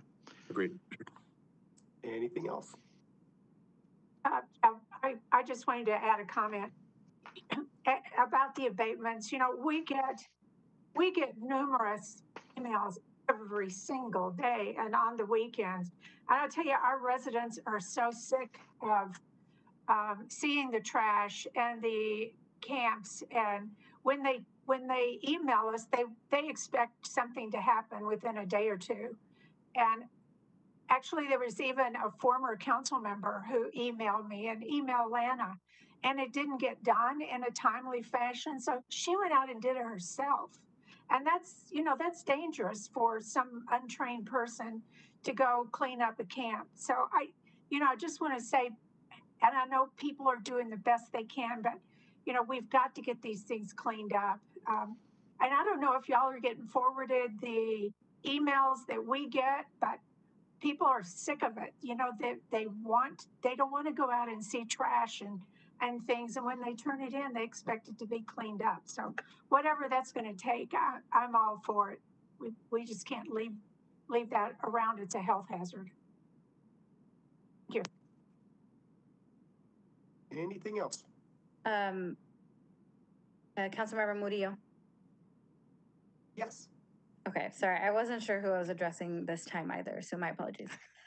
Yeah, no, I'm really excited to see the additional investments as it relates to folks experiencing homelessness after the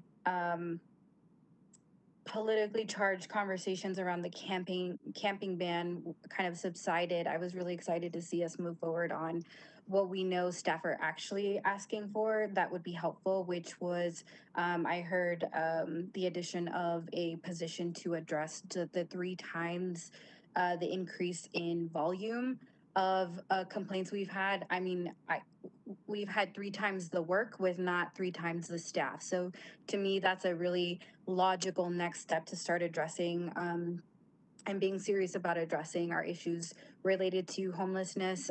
Same with the abatement budget. I know that the cleanups that have happened prior to this like specific line item have just come out of different departments kind of ad hoc and not a dedicated budget. So I'm excited to see that we're actually going to be more coordinated and have that dedicated source of funding for those abatements. I'm hoping that that will help us immensely. And then the third thing is to just increase the dollars towards the different solutions, housing solutions that we've talked about, like the safe camping sites, safe overnight housing or parking rather.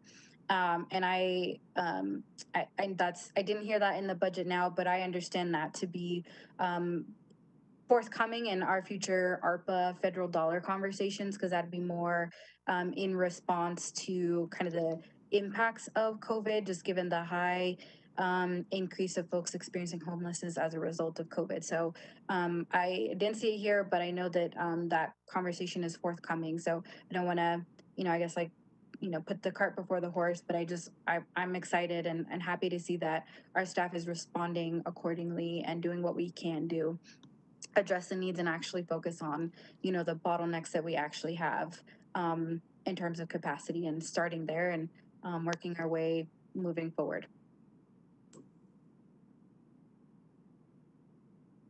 Anyone else? Greg? Yes. Thank you. I do have another question pertaining to the Civil Service Commission and the contingent staff for all of the academies. I did see that part of this covers polygraph tests. And I'm wondering, of the, about $250,000 in here, how much of that is going to the polygraph tests? And is that really something that we ought to be doing? This might actually be, I guess, a question for Chief Wilson or a representative from APD or the Civil Service Commission or HR, if they're still on, just because I've seen a lot of concerns about the efficacy of those, and I'm wondering if is it really worth our while to do that? Matt, are you still on? Hello, yes, I am. The commission has studied that exact question over the span of the last 3 months and 3 regular meetings. And after hearing from the police chief and the fire chief, the commission approved polygraph for the police department, but not for the fire department, pretty much based on the concerns that you noted, Councilmember Marcano. So assuming the funding remains, they are looking to reinstate polygraph testing for future police applicants, but not for fire applicants. So I guess why for one and not the other if they agree with those concerns? It just seems like a potential, and I would actually argue a waste of money based off of what I have read. Granted, I'm not an expert in this area, but I'm just, I think that that's a little troubling that we'd do it for one department and not the other. I feel like we should either do it across the board or not at all. The commission did go in line with what each chief wanted. One chief wanted it, one chief did not. And then I did not address the dollars part of that. The commission saved about $50,000 to $60,000 by not having this in place for this year. So it's about that same amount of money that we'd be looking at if it were reinstituted for both departments for next year. The volume of police applicants is much higher than fire applicants. So it would still be about that $50,000 mark that would be spent on polygraphs next year if that remains. Okay, so I'm to assume that it's the $61,000 for professional services item here.